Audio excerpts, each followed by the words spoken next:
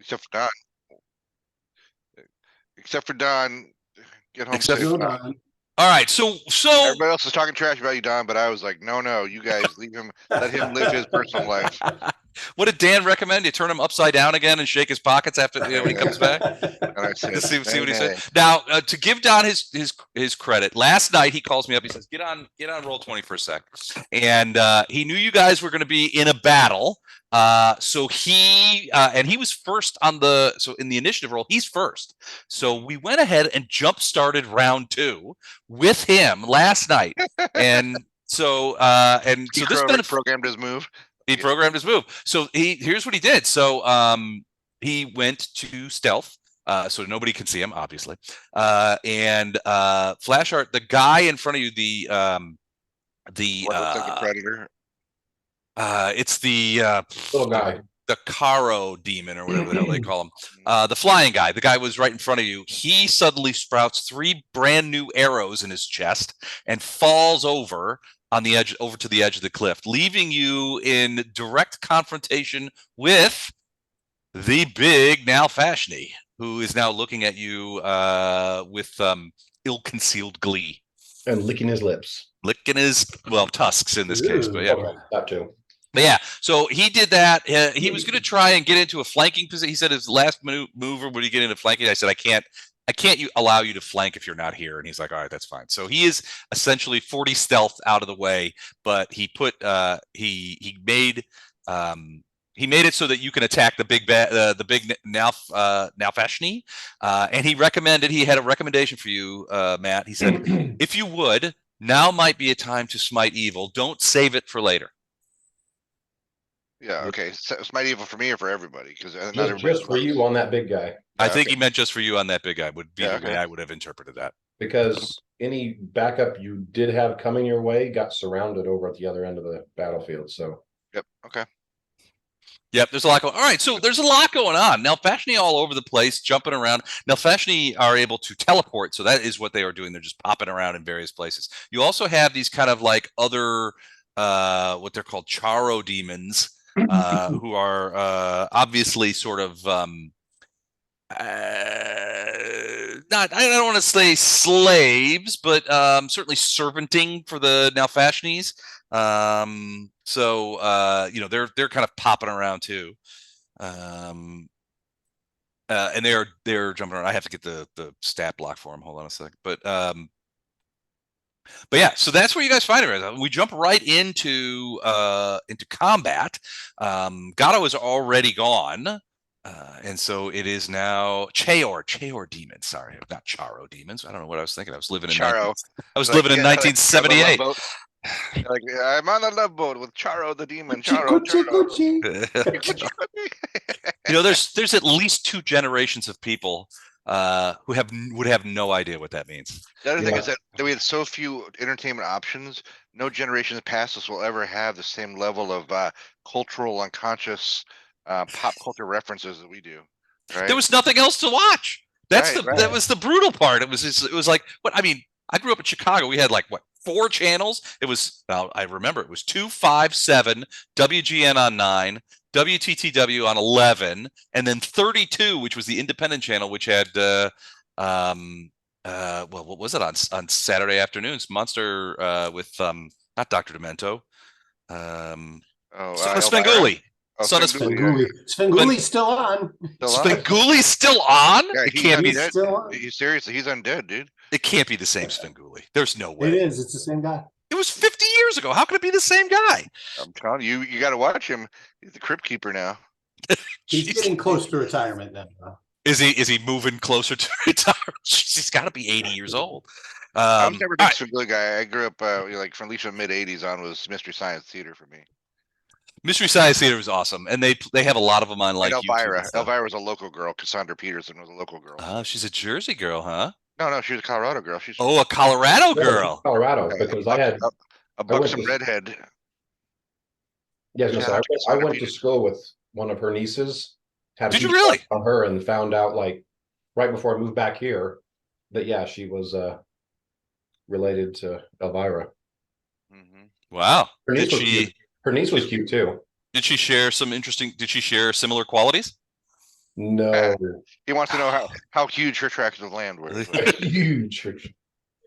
No, I was let's see, when we moved back, I was 12. So That's tracts of land worthy. that's maybe tracts of land, but definitely not in the huge tracts. I mean, you're not a real estate broker yet, but certainly you're overlooking the valley. Like, yeah. Overlooking the valley. I'm looking sort of a little bit of a view, Yeah, checking things out. All right, so like a cliff edge, but okay. Exactly. He's like, that looks like a patch of land that I could homestead. All right. So just so you guys have it, this is what I have in my spell listage. Everybody has bless. Everybody has communal stone skin on for 160 points. Ferrado and Lothar both have gravity bow on. Don't we have haste on too? I want to say we have haste on. Yep. Everybody has haste. Storm has all the way across the way, and then everybody moved away from her. And Ferrado has bark skin, as opposed to stone skin, and Storm has strong jaw, and everybody has haste. And two people have protection from evil. I do not have that. And two people have heroism because I've cast both of those. When did you cast those? When we were prepping everything. Sounds made up. I'm disallowing. Sure Storm is one of the ones with protection from evil. Okay. I don't know who the other one would be. I would have thought I would have given it to Fletcher, just because I don't like the idea of Fletcher getting taken over and dominated by someone. Yeah, he's going to have to protect himself from himself. It's not high on the list of things that I want to see. So, all right. So it's protect from evil on Storm and Fletch. Yeah, that'd be my guess. Sounds likely. I am the closest one to you as well. Yeah, and then as far as the heroism, I've cast two of them. I would have cast them on melee types, so either Storm Flashheart or Fletcher. I'm going to say Storm Fletcher probably again. Probably. Yeah. It seems realistic. You're kind of where are you? There's Storm. We were all together when this thing happened. Yeah, we stopped. Yeah. Except for Jennifer. Yeah. Well, Jennifer Brado. She took off Shot after we did all this. Yeah, she's on the other side. So she's like feathery. I mean, she's doing range weapons from a protected place over there. Well, it'll be protected here for. What I was saying is we were all mostly together, and then all the demons like teleport. I loved our amazing plan. Was amazing how we're gonna do all these amazing things and completely forgetting that all demons can teleport. Well, not all, but Nalfashnee certainly can. I was like, I love it. Like, I'm gonna sneak up behind him. I'm gonna get in a flanking position. And boop. Where'd he go? All right. That being the case, we've done Gatto. Does anybody have anything they want to in addition to what Mike with Mike cheating? Does anybody else want to add some more cheats in there? Anyone else want to cheat? Can you repeat the last spell that you cast? Mike? Heroism. Sorry. Heroism. So Yeah. effectively, it gives you +4 on attacks, saves, and skill checks, and you're immune to fear. Because you needed that. Fletcher has. I don't have it. Okay, right? That's correct. Correct. Okay. And for being a herald, I have a breath weapon of Iomedae, right? Where I can just like What? No, you just had bad a breath. holy ray plus Right. 88 or something like that, or What? what? It's an errata. It's got to be legit, right? I don't remember all that, but breath no, is this weapons I greater got? heroism? Mike, is What's it greater that? hero? Is it greater or regular It's heroism? greater. Greater. All right, that is +4. So +4 on attacks, saves, skills, immunity to fear, and temporary hit points equal to the caster level. So 16 hit points, which for Fletcher, that's not even measurable. Yeah, it's like a carbuncle. So here's the scale. Heroism is Black Widow. Greater heroism is Captain Marvel. Right. Gotcha. Just different skill levels there, or power levels. Got it. Now, were you serious, Matt, about this breath weapon thing? Because I don't recall that, but that doesn't necessarily mean anything. Wait. If you don't recall I it, drink. Maybe I can get the boys to back me up here. Yeah. That's the ticket. Yeah, that breath weapon. Right. That's the ticket. Guys are brutal. And I also have Iomedae's teleporting powers that I didn't mention till just now to get the element of surprise. You're really pushing the maximum density on this whole Herald job. I think. I was doing the Herald as John Levinson. Play. Yeah. And Your acting, wife Morgan Fairchild. master thespian. Yes, yes. All right. Any other stuff? We good? We ready to start? Good. Let's kill these demons and go through their pockets. All right, let's do this. All right. As the Herald, I would say, let's vanquish evil. And then go through their pockets. All right. So Ilindar, you and Storm are up next. What is gonna happen here? So Ilndar's taking a 5-foot step. Okay. And then Away from that Nalfashnee that just teleported right next to you. And then invoking its little thing called Maker's Call.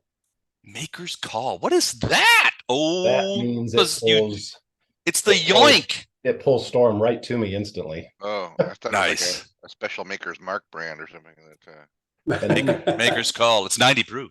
yeah. No, it's the Eidolon Yoink. Yep. Get over here. Get over here. Yes. Now, And can Storm still attack after a Yeah, Yoink? because Storm hasn't done anything. Okay. So then Storm's going to do a full attack on this thing. He's not disconcerted by being yoinked? No. Okay. Matter of fact, she was probably looking at how to get to this thing very quickly when she got yanked up to it. So, All right. Cool. The Stormapult. so I'm gonna do a full attack. Everything's at +5 between the heroism and the bless. All right. Not sure I'm liking this. Oh, geez Louise. All right, hold on. Let me check on some. And nothing happens. Ooh, Absolutely nothing happens. Oh, let's confirm that fumb. What's the word? 33? That might be a confirmed fumble, dude. It'll be a 38. 38. All right, that is not a confirmed fumble. You fumbled the Yoink? Man. So she got discombobulated from getting yanked, and Yep. she Her bite missed. And the Yoink doesn't provoke, right? no. Okay. Some appreciate the Yoink, a good yoinking. Crazy. She doesn't complain when I yoink her. Even in And public. that, children, is how babies are born. All right. Some people appreciate the Yoink. Hold on. I'm just writing, capturing it for later. All right. So Ilindar, that's you. That's it. 5-foot step, Yoink. No draw there. All right, Ferrado, you are up. We know that we can't hear you, but I see you making range finding. Last round you were in range, so you were picking off these little flying dudes. So my recollection was that you were in range. I hope Ferrado appreciate all our innuendos. I was really talking about real estate and other things, not anything. Just so we're all clear Yeah, that's a ticket. here. Yeah.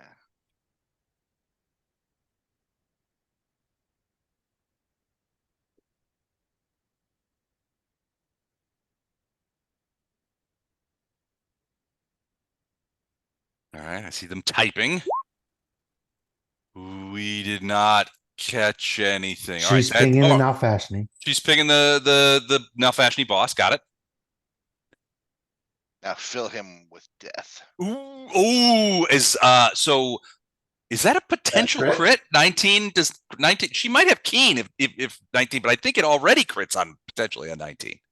Foes do not, but No, but if she has most times keen, someone I think she has keen on it though. someone keeps it up usually. That's definitely a hit regardless. Do you have keen on your what the flippity flap here? Did not keen me. nope. Not keen. All right, so that is definitely a hit. All right. More. Okay, good. 41's a hit. Wait. Hold on. Let me make sure. Yes, 41 is a hit. 42's a hit. 42's a hit. So that's 3 hits. And I think the first one. Ooh. Ooh, roll a confirm that fumbleoni. 2 fumbles and 2 rolls. Ooh, that is 30. That is a confirmed fumble, a range fumble. So 3. So I think the first shot has 2 arrows, if I recall correctly, with whatever that feat is. Multi-shot. Multi-shot. So I think that's many shot. So I think that's 4 arrows hit, but the 5th one fumbled. Let's go ahead and go to the chart. See what happens. Oh, it says aim carefully next time. For the next 3 rounds, you must spend a full round action to make a single attack. No multiple attacks. Now, it will be your first arrow, so multi-shot still counts, but you will only get 1 attack for the next 3 rounds. Ooh. We're not starting this combat very well. Yeah, it's just an 2 fumbles. auspicious beginning. I think without our leader Gatto, we're leaderless. our leader. What does it say?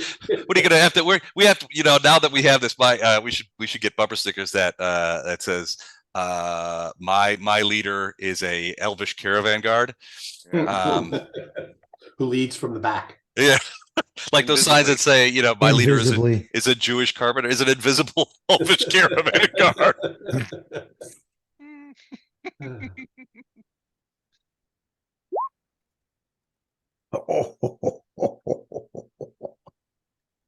Okay, hold on a second. Is that the damage? That's nice. Holy jeepers. That's that gravity bow in action. All right, let's Holy see crap. what happens. I know that's bruiser arrow damage, 146.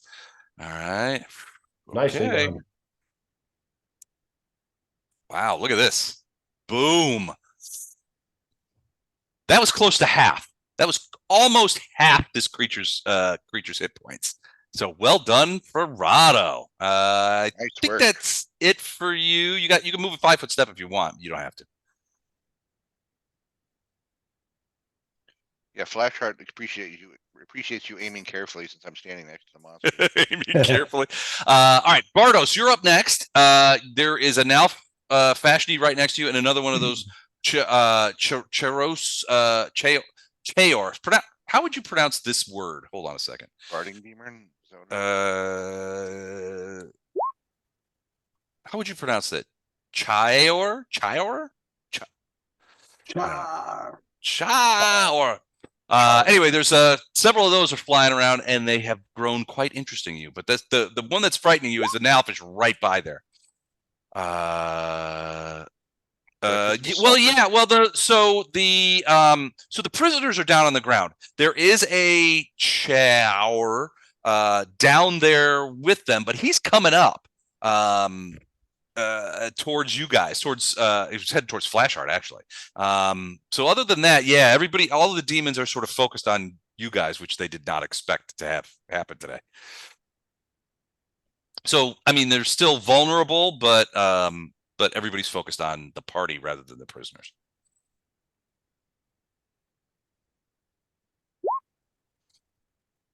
Okay, so you're gonna 5-foot step away. Can you move your guy, or do you need me to?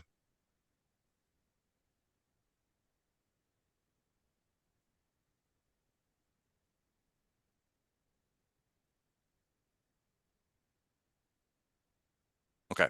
While he's formulating that, Bardos, if you are able to, I could just move him in there. So oh, you did move him. Okay, cool. No, it looks like you're in the same spot, or sort of quirked out. You haven't. Your dimension door into the prison area, right behind the bars, essentially, correct? Or next to the bars. Okay, cool. You could do that. Absolutely. All right. So yeah. So Bardos, what you see when you look in there is there's probably a dozen, maybe 10 to 12 guys, dwarves. And you immediately recognize them as Harlakar's guys. These are the luckless infantry You could go behind, yeah, with Dimension Door, absolutely.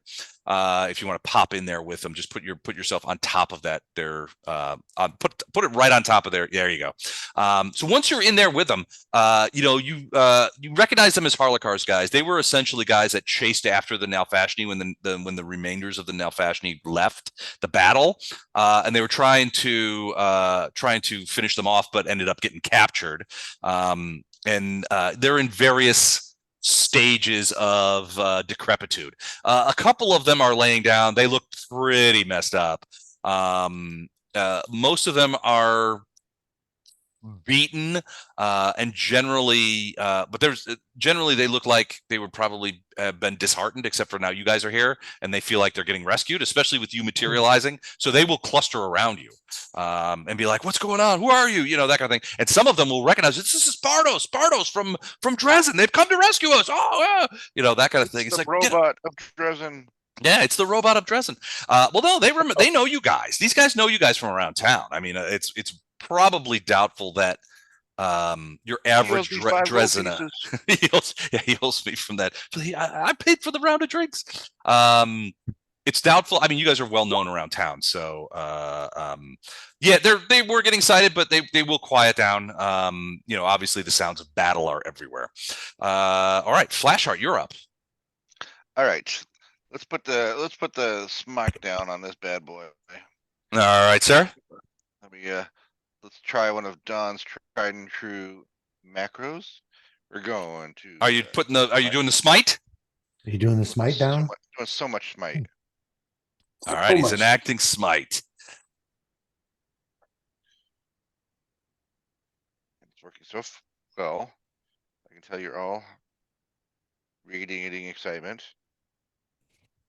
This takes it. Why are you not working? Son of a bitch. All right, give me one more minute. It's a Don macro. That means it's probably 17. It's 17 pages long, and the way we usually run it is you hit macro, you go do all your shopping, Yeah. and then you come back and it's ready. You hit macro. A supercomputer at NASA just fired up trying to computate what all's in that macro. In New Jersey, another turbine spins up at the power plant. Yeah, and then an ad appears in the middle of the macro, like we've been trying to reach you about your cars and your car's warranty. All right, I'm just gonna do it the old-fashioned way. One moment. All right. For some reason, it's now asking if you'd like to play a game, and it's calling you Dr. Fulton. I don't understand what's going on, Joshua Knight now. but I'm thinking you should say no.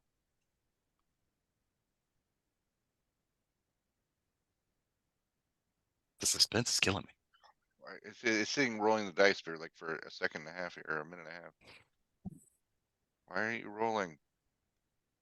I'm sorry, guys. I don't know why it's taking so long. I swear this never happens to me. It's all right. It happens to everybody. It doesn't mean anything about overall dice rolling prowess. Yeah. It happens a lot of level 50. There it is. All right, a 30. That's a miss. Does that have any bonuses on it? Well, it's a natural 3, so okay, never mind. But I would have had multiple hits, right? It's a full attack action, so you've got I don't know how many, and you're hasted. Remember? Yeah, you're hasted too. So you get it when you do a full round attack action. You get an extra attack at your full. And then this is what this one. All right, 43 is a hit. And then I go down to for the third hit for the roll. And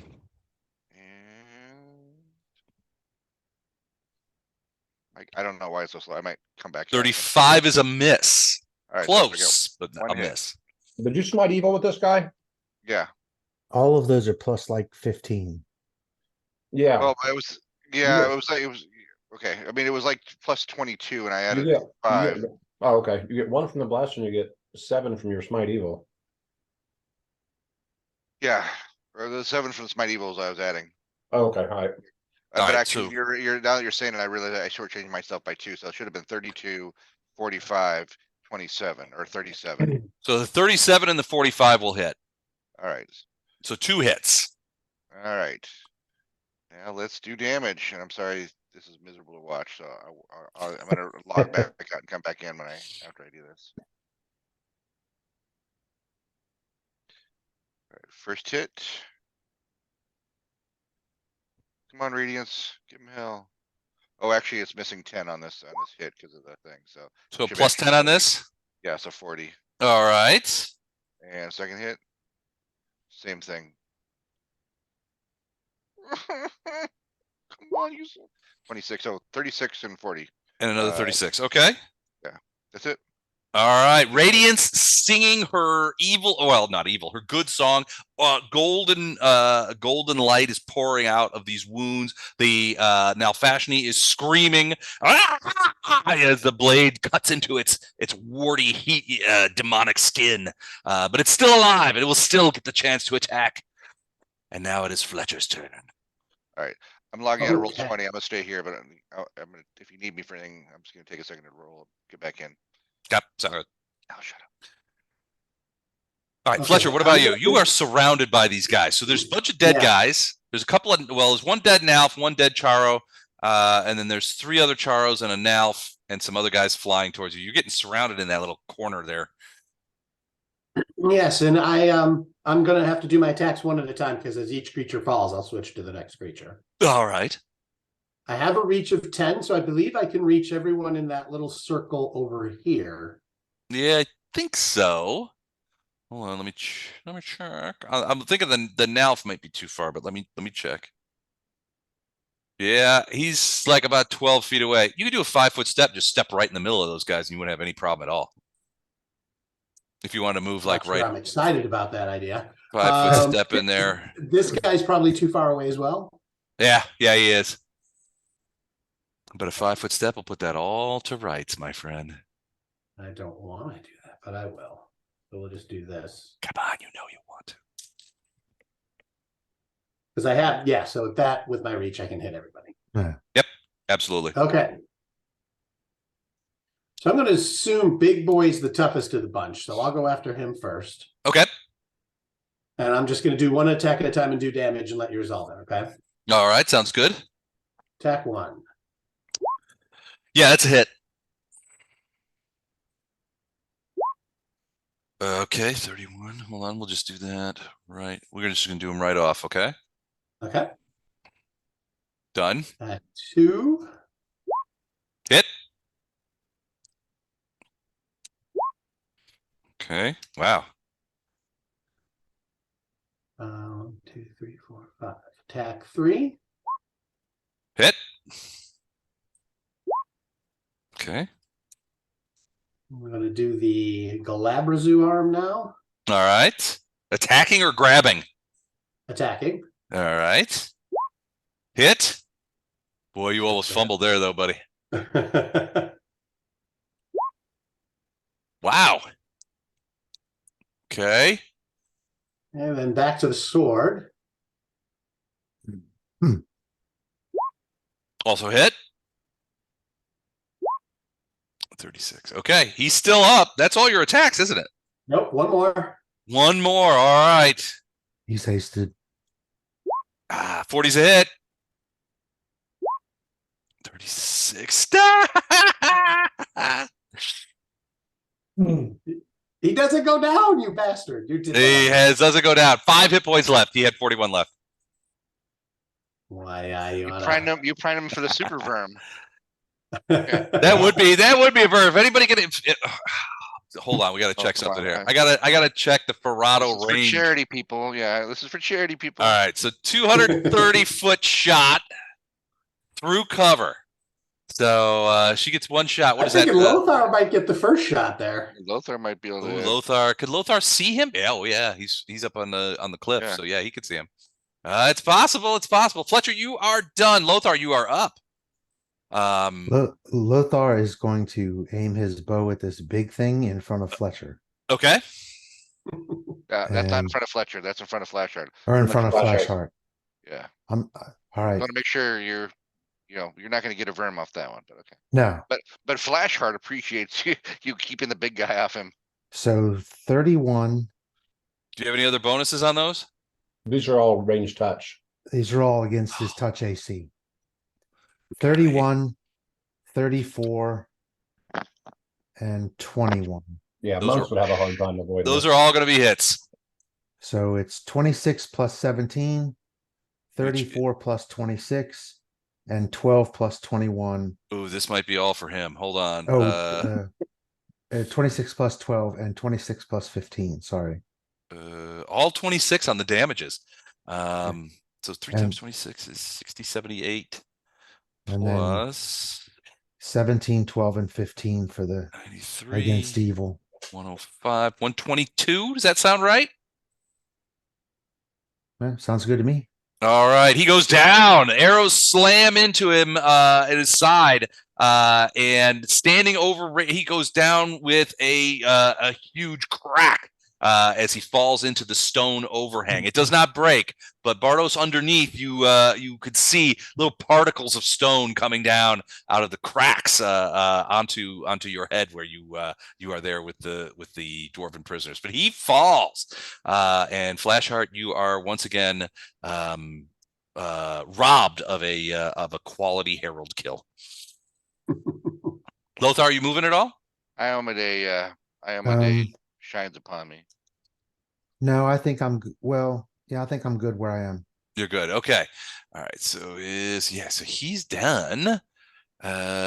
These guys. So the Nalfs are like, oh no, our boss, that kind of thing. But they are going to keep fighting because they don't know what else to do. So they move 30 feet. All right, so a couple of things are going to happen. So these guys are going to do one single moves, and they are going to fly into position. Stop when you reach that point, Les. Why is that? I'm going to because enact of surprise attack. What now? Surprise assault, I think, is the actual name of it. Anytime, once per rage, anytime someone enters a square I threaten, Okay. I get an attack of opportunity, even if I normally wouldn't. Okay, you've got, what does that count for multiples? No, only once per rage. Once per rage. Okay, well, yeah, one did. You could pick low or high. I'll go low. Okay, go for it. Ooh, yeah. Natural 20. You want to try and confirm that crit? That is a confirmed crit. You want the damage or you want the chart? I want the chart. The chart. All right. Well, was this a natural attack or a sword attack? Sword attack. Sword attack. Here we go. Ooh, shit. Skull crushed. Target's skull is crushed and immediately dies. I one-shotted him. You did. He dies. You just crushed his skull.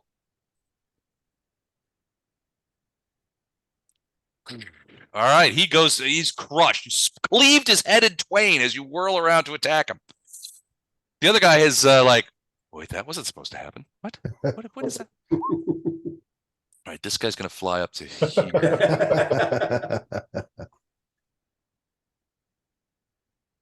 All right, he's going to fly up to there over the body of his friend and get into position. These guys are going to start flying towards Verado.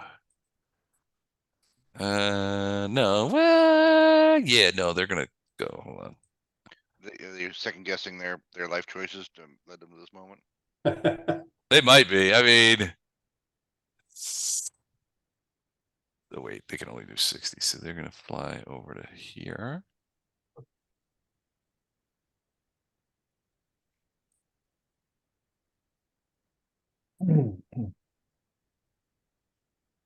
Six, 8, 12. All right, they're gonna do that. This guy's gonna fly up and attack Flashheart, and so is this guy's gonna take a 5-foot step forward and attack Flashheart, while this guy flies right at Lothar and attacks. You bastard! You killed the boss. All right. Depending on how he gets there, that might be provoking an attack of opportunity from Storm. What's Storm's provoke range? 10 feet. 10 feet. Basically the red area. Uh-huh. Yeah, it would provoke if you want to use it on this guy. Heck yeah. I think that's a rip. That's Lothar.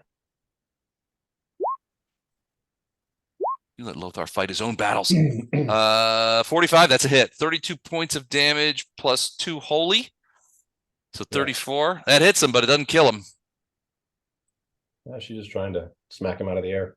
All right, so let's do this the easy way. First one is going to, it's moved, so it's going to do a single attack on Flash Heart. So let's go ahead and do that. And it's a claw attack. As it rakes its claws against you. Right, with a 45, that does hit. I was gonna laugh you off. 31 hit you? No, I thought you. All Oh, right. Illendar hit with a 45. I'm sorry. Yeah, I laugh off your hit. All right. Ting! Beauty, Bats it away. I'll The other be with one you in a second. attacking Lothar, same way. Claw. Ooh, natural 20. 36 hit you, Lothar? Yeah. Ooh, that is a confirmed crit natural attack. Ooh, hand wound. You suffer max damage and 1d2 dex. And you suffer a -4 penalty on all rolls using the hand until healed. And that includes the bow, because you use both hands for a bow. No. So you got your bow hand. So let's see. Max damage would be 16 points.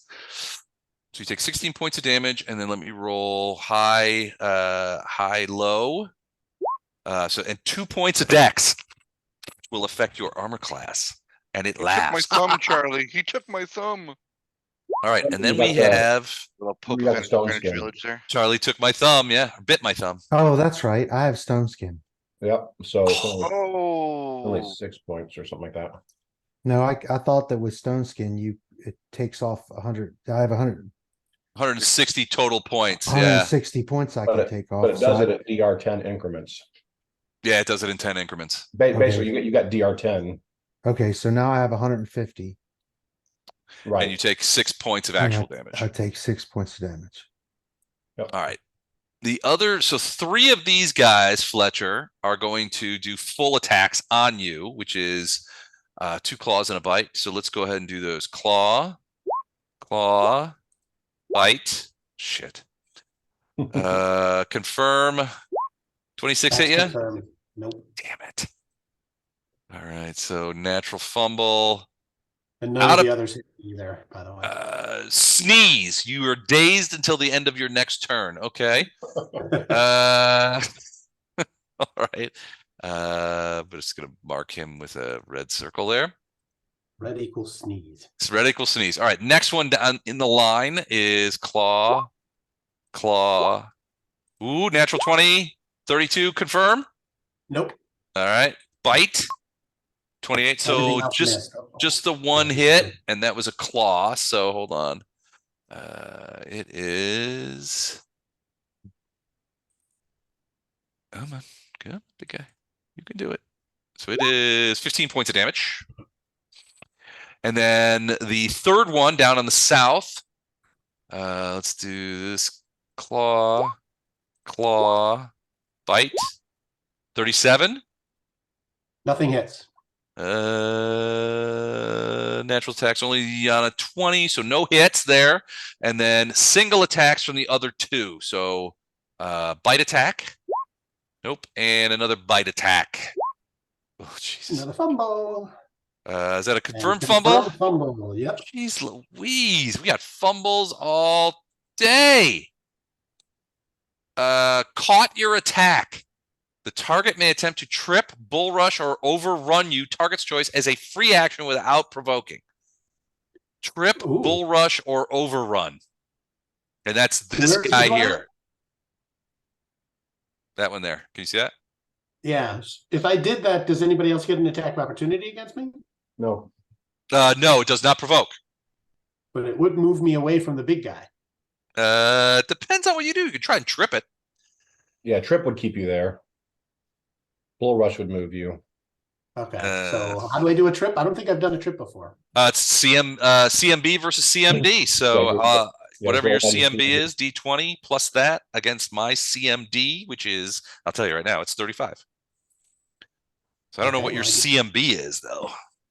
Right now it's 29. So all right. Roll plus 29. Yeah, D20 plus 29. 39. That is a successful trip. So you just kick the feet out from under this guy as he tries to bite you, and he is now prone.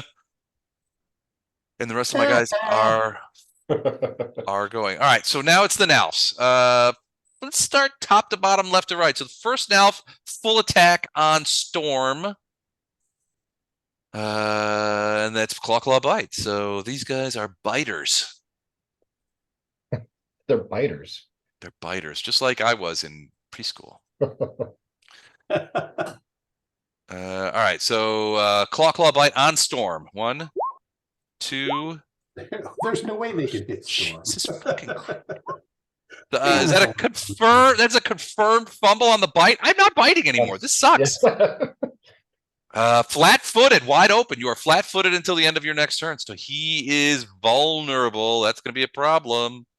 Flat-foot. What's the color of flat feet? Purple. Definitely. Sure. All right. So you can't really see it. So I'm going to push him down just a little bit so you can see his health bar. There we go. There we can see it. Appreciate that. You bet. Then this guy's going to attack Flash Heart.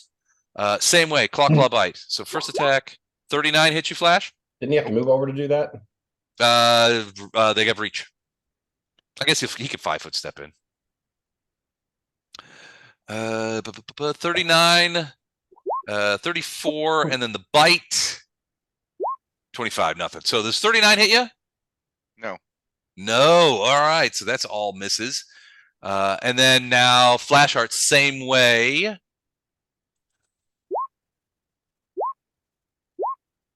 $34 does not hit Flash Heart, correct? Correct. Okay. Or Fletcher, I mean. Sorry, Fletcher, I mean. Fletcher does not, no. Okay. All right. So no hits there. That is, yeah, I only have 3 Nalfs left. That sucks. All right. Round 3. Gatto is not less. Hold on. Gatto is not here, which makes it Ilandar's turn. I feel another fumble coming on. I don't know if is it just me or do you feel it too? Feel like you feel it too. Something in the wind. Okay. So we're gonna do Storm first. Okay. Storm is going after this guy. Really? Okay. Turning his back on a flat-footed Nalf. That's her job. All right. Lothar and Ilandar are threatened, so.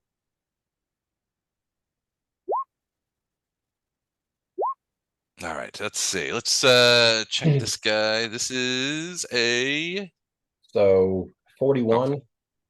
that will hit.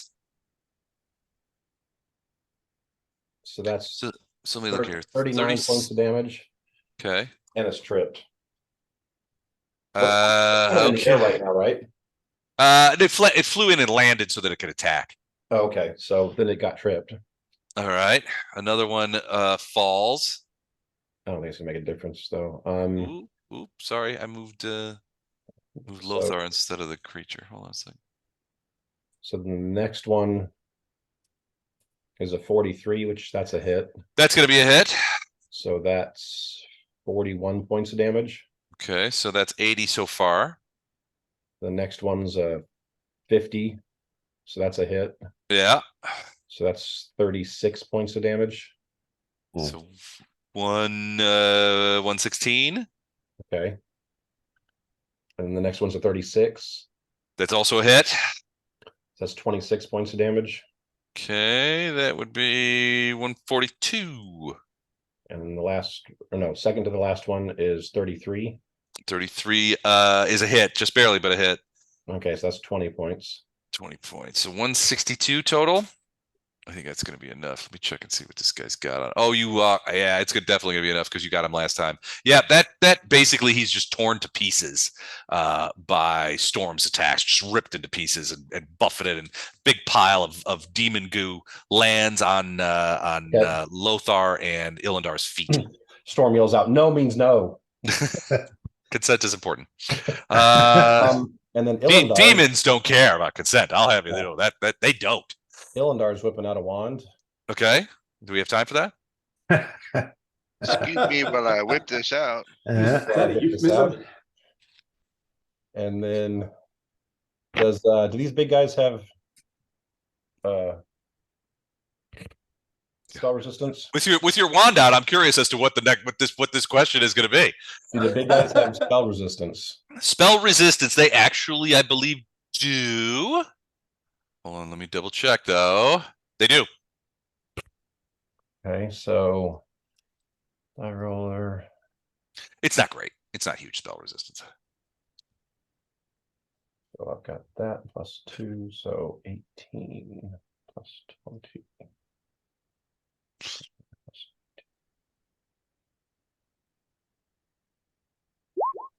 Is that your beat spell it? resist? Yeah, it beats it. Okay. So What are you doing to my Nalfs? What are you doing to them? in true firm form, Magic missiles? yeah, the guy in Nice. front of Fletcher. Are you? wait, He's who are gonna you get the doing? verm. You're magic missiling this guy? Yes, He's gonna get the verm. That's definitely a verm. and it's in true verm fashion. That is That's a true that, verm. That's that's double verm. that is it. So a verm for Mike That on goes out to you, Dan. Tom. That goes out to you. Nice. Nice work. I liked it. This That magic, was a beautiful example of a high quality verm right there. Yep. In the tradition, as they say. Well done. Well done. the textbook verm. The textbook. Yeah. It is textbook verm. Textbook verm. All right. That being the case, I'm done. I think you're done. Yeah. Yep. So it's Ferrado. 5. Ferrado, you only have one shot. Now you could use the multi-shot to do it, but you only have the one because of aim carefully because of the fumble last time. With Lothar's Tormentor down, Ferrado focuses on the flyer by Fletcher. One hasted move and one attack with 2 arrows. Okay. Where are you moving to? Now, keep in mind, so Ferrado wants you to keep in mind that these 3 Charos, oh, you've already moved. Okay, they are weak. They were winging towards you. You can see them banking to follow up. They're following you. But okay, I see where you are now. All right, and you are shooting the flyer by Fletcher. This is this one here. There's a couple of those flyers by Fletcher, like 2 or 3. Actually, 5. Oh, by Flash Heart, you mean? The Oh, one by Flash Heart, yeah. got it. Okay, cool. Got it. Yeah. They're stealing your Fletcher's a kills, big boy. dude. He can take care of himself. These guys won't be around long. Fletcher is surrounded. 41's a hit.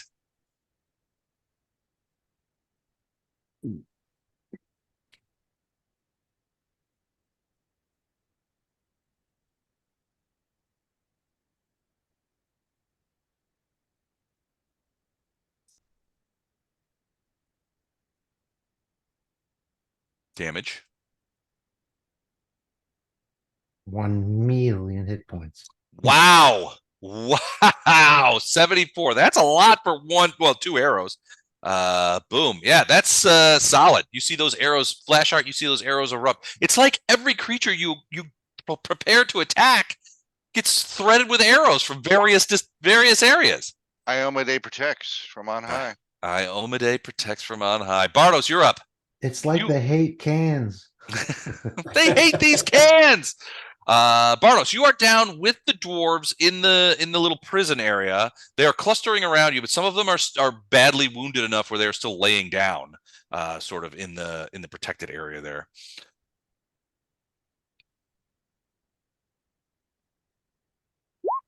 Okay, check the dwarves. Cure lights as needed to get them movable. There's a couple, 3 of them that are pretty badly wounded. All of them are at least partially wounded, but most of them can move. Out of the dozen or so, there's probably 2 or 3 that probably need the cure lights to get on their feet.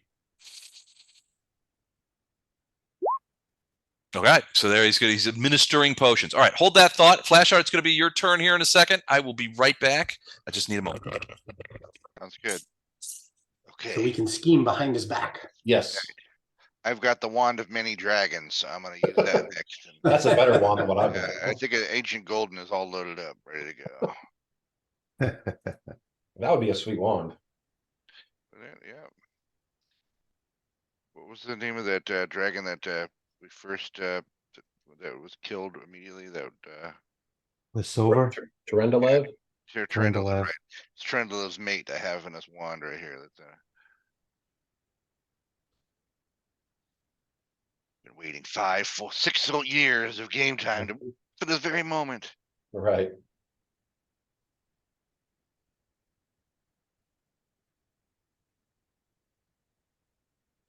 How many arms do you have now, Fletcher? Still just 3, or you have 4 now? Still just 3. I think he's officially an arachnid at this point. Yeah. I wanted to get this Aphod beat Brock's second head too. This was a good level for Fletcher though. He got another attack and all of his scalable strength and combat stuff all went up +1. 16 is a good number. Nice. So it's going to 16, seem like he 15. has more arms. Are we at 16? I thought we were 15. Am I? We We're leveled 16. up. We just leveled turned up. 16? We just All got right, our final level. you know, we play once a month. I forget the second we close this up for the night. So I better go take a look at that. The final level. Diddly-doo. Diddly-doo-doo. It's a shame we're not going to get to level 20. I would have liked 17.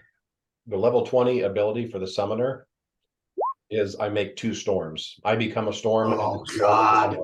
Nice. I was like, that would have been awesome. I'm pretty sure like that's Les. probably why we're not getting to level 20. I'm pretty sure Les read that and went, "Oh hell no!" Yeah. Screw that. Yeah, I just want to like walk the plains and do battle with things on other planes. Yeah, we've been stuck on just a couple planes this whole time. We're ready to get out there and Right. I don't know about you. I'm ready to retire and be a farmer. I'm gonna take my whale and just go. I'm gonna become like an Uber. I was gonna say Illindar's gonna annoy you then, because he's gonna be the one that, like, with teleport and plane shift, is gonna like check on everyone like every so often. Yeah. Hey man, what's up? Be wearing my little. You my and your little girlfriend will be visiting for every holiday. Pretty much. Ooh, I have to rethink. I have to rethink that ward against evil I was going to put up in my house. Don't want you popping in and your girlfriend exploding. That would suck. That's bad hospitality. I'm not sure what the retirement plan is for heralds. I was like, Les, do I feel any different being a herald? He goes, nope, not at all. All right, so I don't feel any more holy or anything. I was just slightly mentally ill still. I've been playing them the whole time. So, You've already said your retirement plan. You're a whale Uber. yeah, whale Uber. That's the plan. Remember at the end of Game of Thrones where Arya said she's gonna go west of Westeros? No. That's how that's what I want to go. I'm gonna go west. Once this once we retire. Well, wait a minute. Isn't West the Asian adventures place? Is it Oriental Adventure? Can we call it that anymore? No, well, they used to call it Oriental Adventures, and I that's remember a big, I have the. that's a big no-no at this point. But I don't want Flashheart to get canceled because he uses the wrong name here. all of the Asian-inspired lands, I think, are West. One of my favorite RPGs back in the early I guess mid 80s was Bushido. Do you guys ever play that? No. The where you could be samurais or ninjas or whatever, but if you were a ninja player, you couldn't tell the other players you were a ninja because it was immediately verboten. So you had to pretend you were something else. Right. No, we played Oriental Adventures when you were allowed to say that, and pretty much did the same thing. Had all the Sohi and the samurai and all that stuff. And I played Legend of Five Rings for 6 years of RPG time. Which I don't remember. It didn't, I mean, it had Asian influences, obviously, but I don't remember as having, I remember we just played seemed pretty straight to me, like fighting, armor, fighting bows, whatever. We didn't have any, like, a lot of flavor, I guess, just the rules. I was telling Les the first RPG I ever got when I was 9 was the Fantasy Trip, you know, like Melee and Wizard, like the little from Steve Jackson micro gaming. So it came in like little micro packets about the half the size of a TV guy. I had tons of Steve Jackson games. Yeah. So Mine you was remember top all secret. those micro games? You mean like Car Wars? Yeah, well, I was saying that was the first RPG I got was Melee and the Fantasy Trip stuff before I got D&D. I had melee wizard, and then they became TFT, and then there was tunnels and trolls. Mm-hmm. Yeah. Good times. Yep. All right. Sorry about that. Flashheart, you are up. Now, arrows are springing up all over the place, but you've still got a big Nalfashnee right there, ready to do you harm. And there's a little guy right next to me too, right? Yeah, he just got potted though with a couple of arrows. Well, let's. I don't want to be attacked twice. Let's finish him off. All right. Won't be a Verm though. Why? He doesn't have. He's not below 10%. Can't really see his. Hold on. Let me see if I can bring him. You can't really see his thing because of where you're standing. But yeah, it's not 10%. It's like half. A little over half of him is damage. I mean, he's within kill range, but you won't get a Verm for it. All right. Let's take a look at this madness. All right, 32 to hit. That is a hit. So 21 physical, 24 holy. That is plus 15. Oh no. You smote the other guy. So the smite is not on this guy, right? No, there's no smite on this guy. All right. So 25 damage. 25 damage. first The second attack. one is a potential crit. 30. Let me check on this. See what their thing is. Hold on. It is 30. So that is a confirmed crit. With 11. So 11 extra bleed. Do you want the damage or the chart? I always want the chart. Always wants the chart. Radiant's coming in with a crit. All right, let's see what happens here.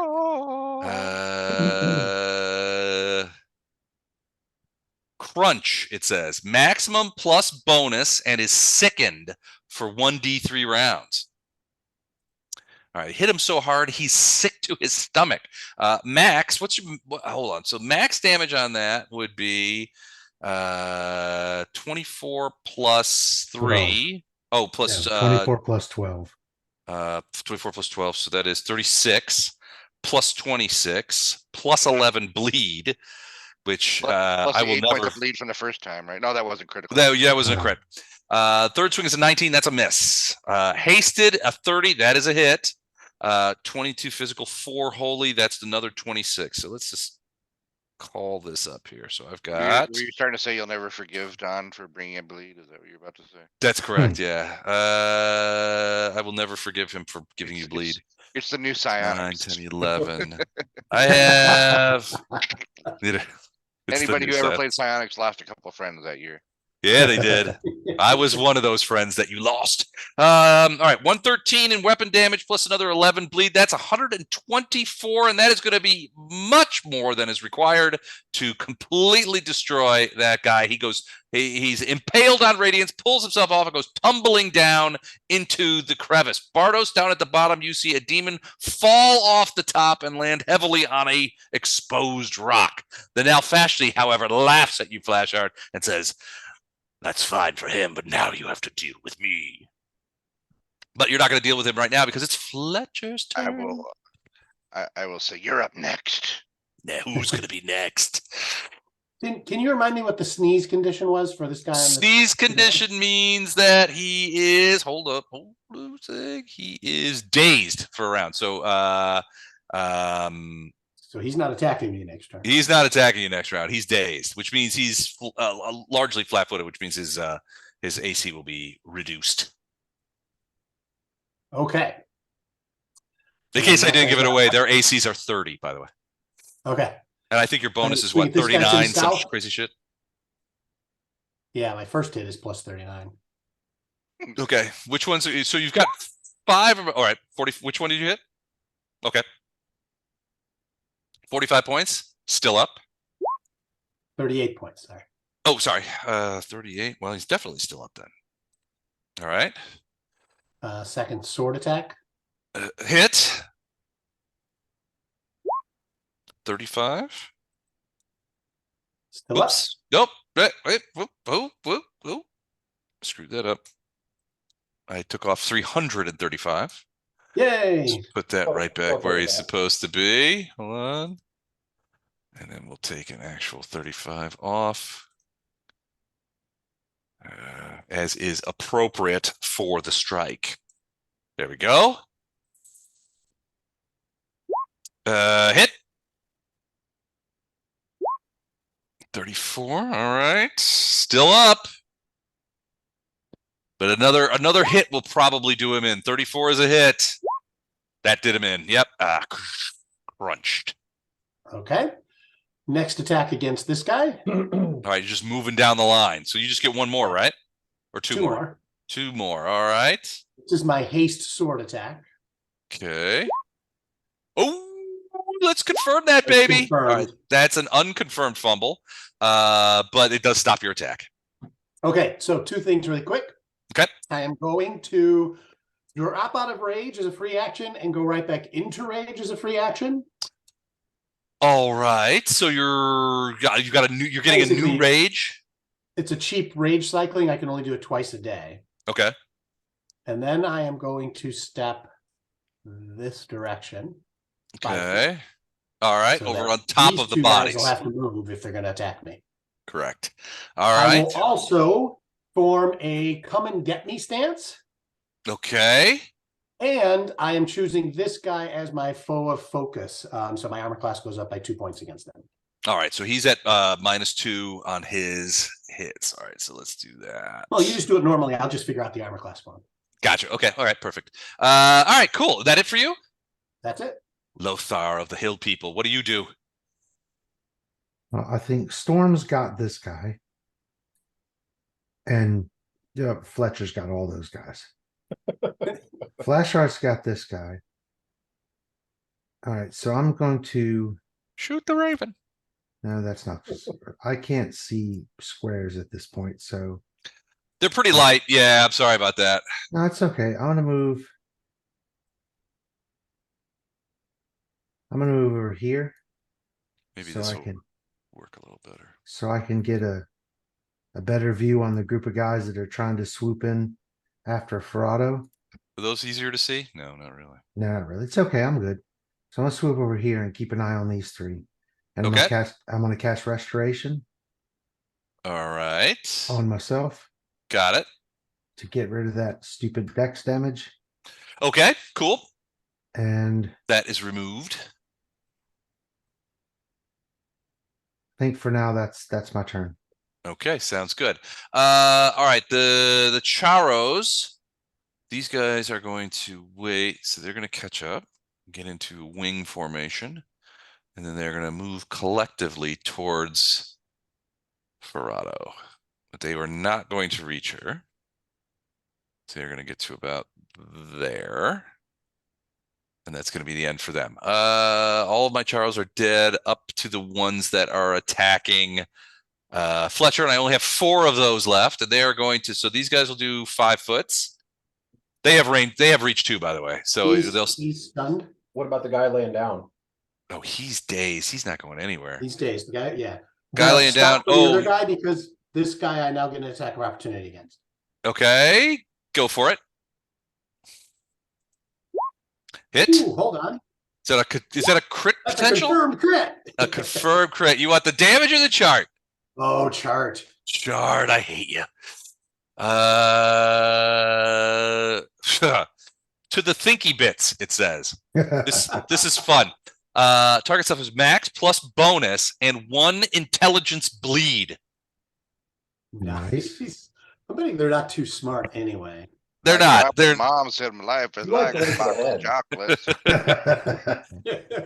yeah, their intelligence is 8. Max is 40. Okay. And there's your bonus. Bonus is 34. So 40 plus 34, 74 points of damage as you kabonk this guy on the head. You hit him with the flat part of the blade, but it still splits open his skull. And frankly, you're pretty sure you can see a little bit of demon brain exposed there. So he staggers around a bit. He's not happy at all, but he's still going to attack. This guy is going to stand up. And since you... was that an attack of opportunity? Meaning, it was a trick. It was a trick. So you still have an attack of opportunity that you could use, correct? I have 4 attacks of opportunity per round. Yeah. Okay, so Guess this what? guy. One's coming online. All right, so he's going to stand up, and that will provoke. So go ahead and give it your best shot. Robo Lobster online. 48. That hit me. Ow, that hurt. 35 points of damage there. So you're really sort of making a little bit of meat out of these guys. Okay. All right. So I think that's it. So So you got one more guy to the south here, Les. well, he's close enough to attack anyway. So I haven't. Oh yeah, I he haven't, doesn't have to move, right? I haven't rolled Yep. a single attack roll. So the guy you just hit is getting 1 attack roll. I'm going to go ahead and get him out of the way. The dazed Okay, guy. hold on. Go ahead. Hold on. I did come and get me. So assuming that all 3 of them are declaring an attack, Yes. I get another attack of opportunity against all 3 of them. What? And that's the end of my attacks of opportunity. This feels like cheating. But go Now, ahead. in exchange for this, you get +4 to your attacks against me, just so you know. Ooh, I like that. All right, good. So I'm going to start with the guy all the way to the left. Okay. That's a I'm hit. Yeah. confirming the crit. That is Take the confirmed crit. All right. They're taking the chart on that guy? Just seems rude. Cracked rib. Max plus bonus 1d3 con and becomes fatigued. Nice. You cracked his Right. rib. So So what is Max max is plus bonus? 40. It might not make much of a difference because he's going to lose several points. So max, what max is 40? 40 plus 31, so 71. All right. But he loses is it D3? Hold on, let me check. I think it's D3 con. Yeah, it's D3 con. So you want to go roll a D6 for me? Okay. 1, 2, 3, 4, 5, 6. Just a raw roll. So 1 point of con, which would be 10. He loses another 10 from the con dam, and he's fatigued, which means I think he only gets a single attack, which was all he was going to do anyway. Big fun wrecker. Okay. Now the guy to the north. All right, hold on a sec. Let me just make sure I'm right on fatigued here. Fatigue, neither run nor charge, -2 strength and dex. Okay, cool. All right, next guy. I'm assuming you're not hitting the guy in the corner. No, the guy in the north, this guy here. All right, gotcha. That's a hit. 35 damage. And then the last guy to the west or east. Okay. That's a hit. 35 damage. You're not just reposting that or anything, right? Copy paste.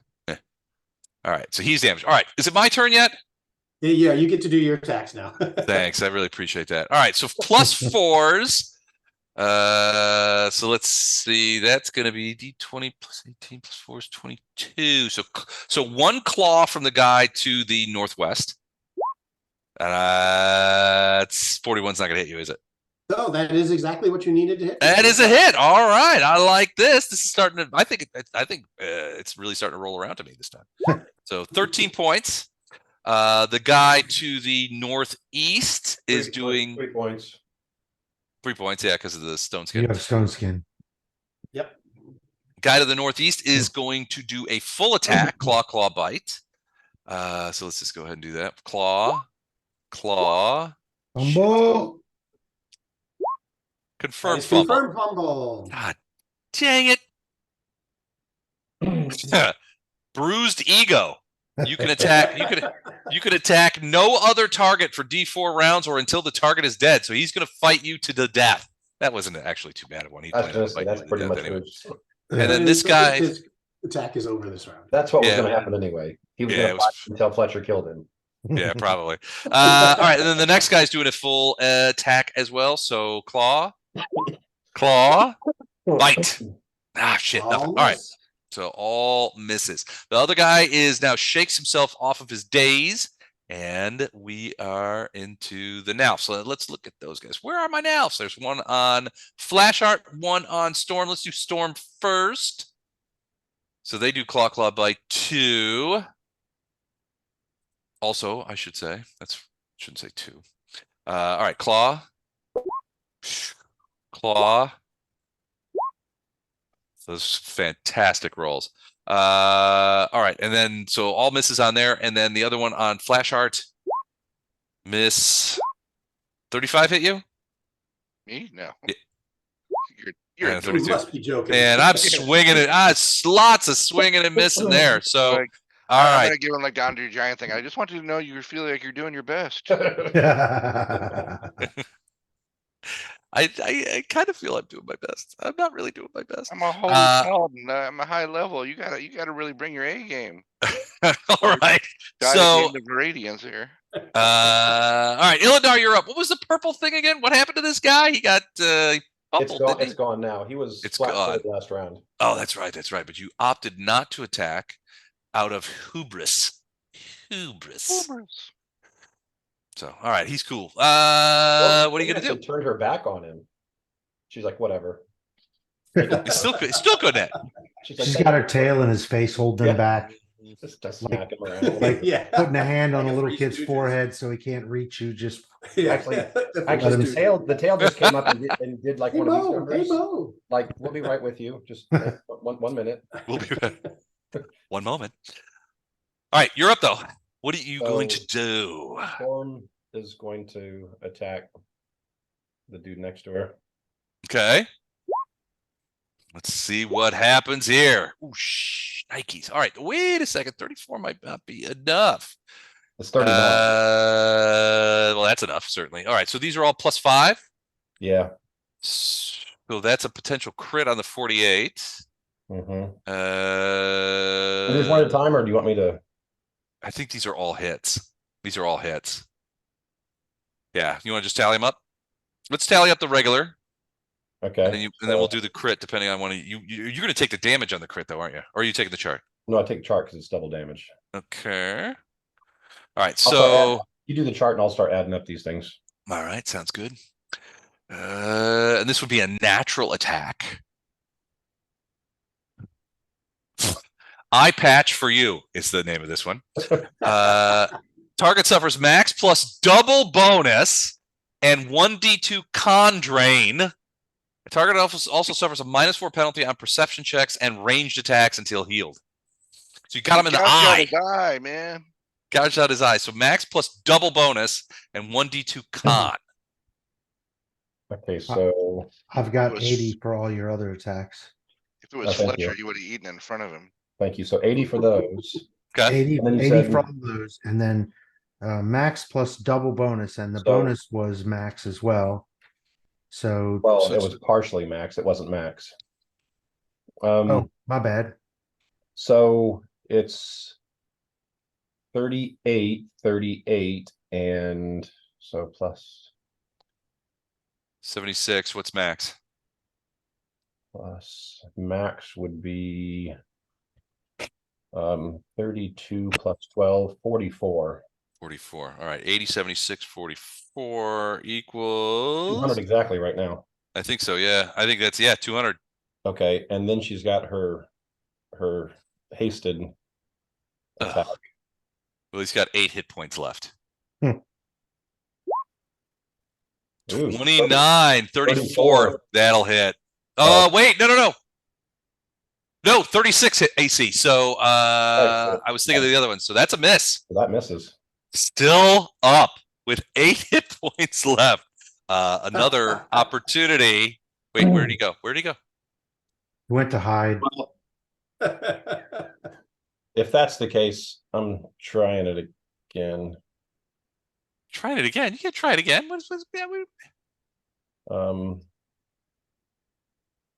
Illindar and his wand. Yeah. Does 23 beat the oh, the spell resistance? It does not. Okay, so fires a wand, but it just kind of bounces off of him. Ting, ting, ting, ting. All right. Those of you with arrows, Lothar, Ferrado, just saying. There's 2 creatures that are verm. Yeah, there's one by me too. Oh yeah, there's verms all over the place. That was originally who I was going to use the wand on, but this one was closer, so I figured I'd go after it. All right. Well, that's it for you, Ilindar, Yes. right? Yes, Ferrado's up. Ferrado is up. Ferrado's sizing up the. Keep in mind, you just have the one attack because of Oh, aim carefully. All it takes with her. I know. Well, she zapped the last one with one attack.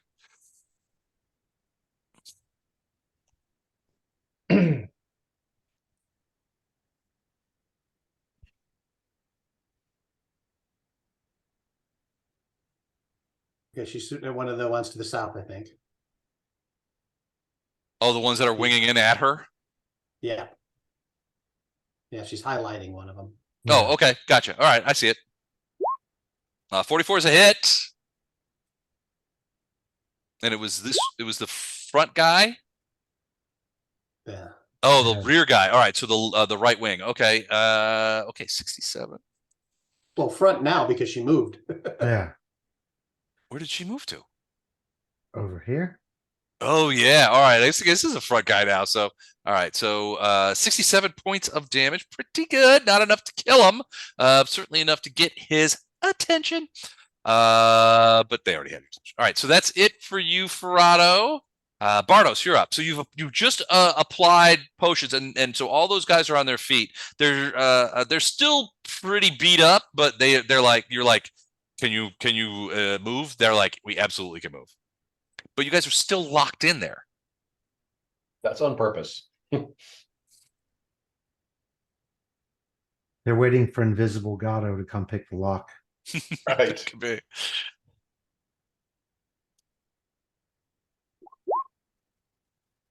Stay put for Gato. Okay, gotcha. All right, you're just gonna stay there. All right.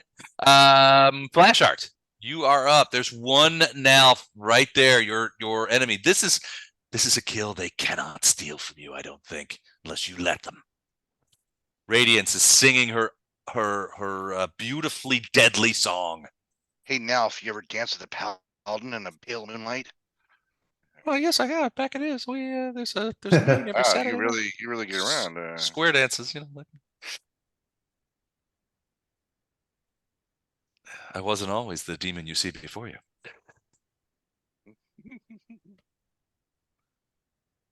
All right, so you're gonna reach out and touch that guy? Yep. That didn't come out nearly as well as it sounded in my head. Yeah.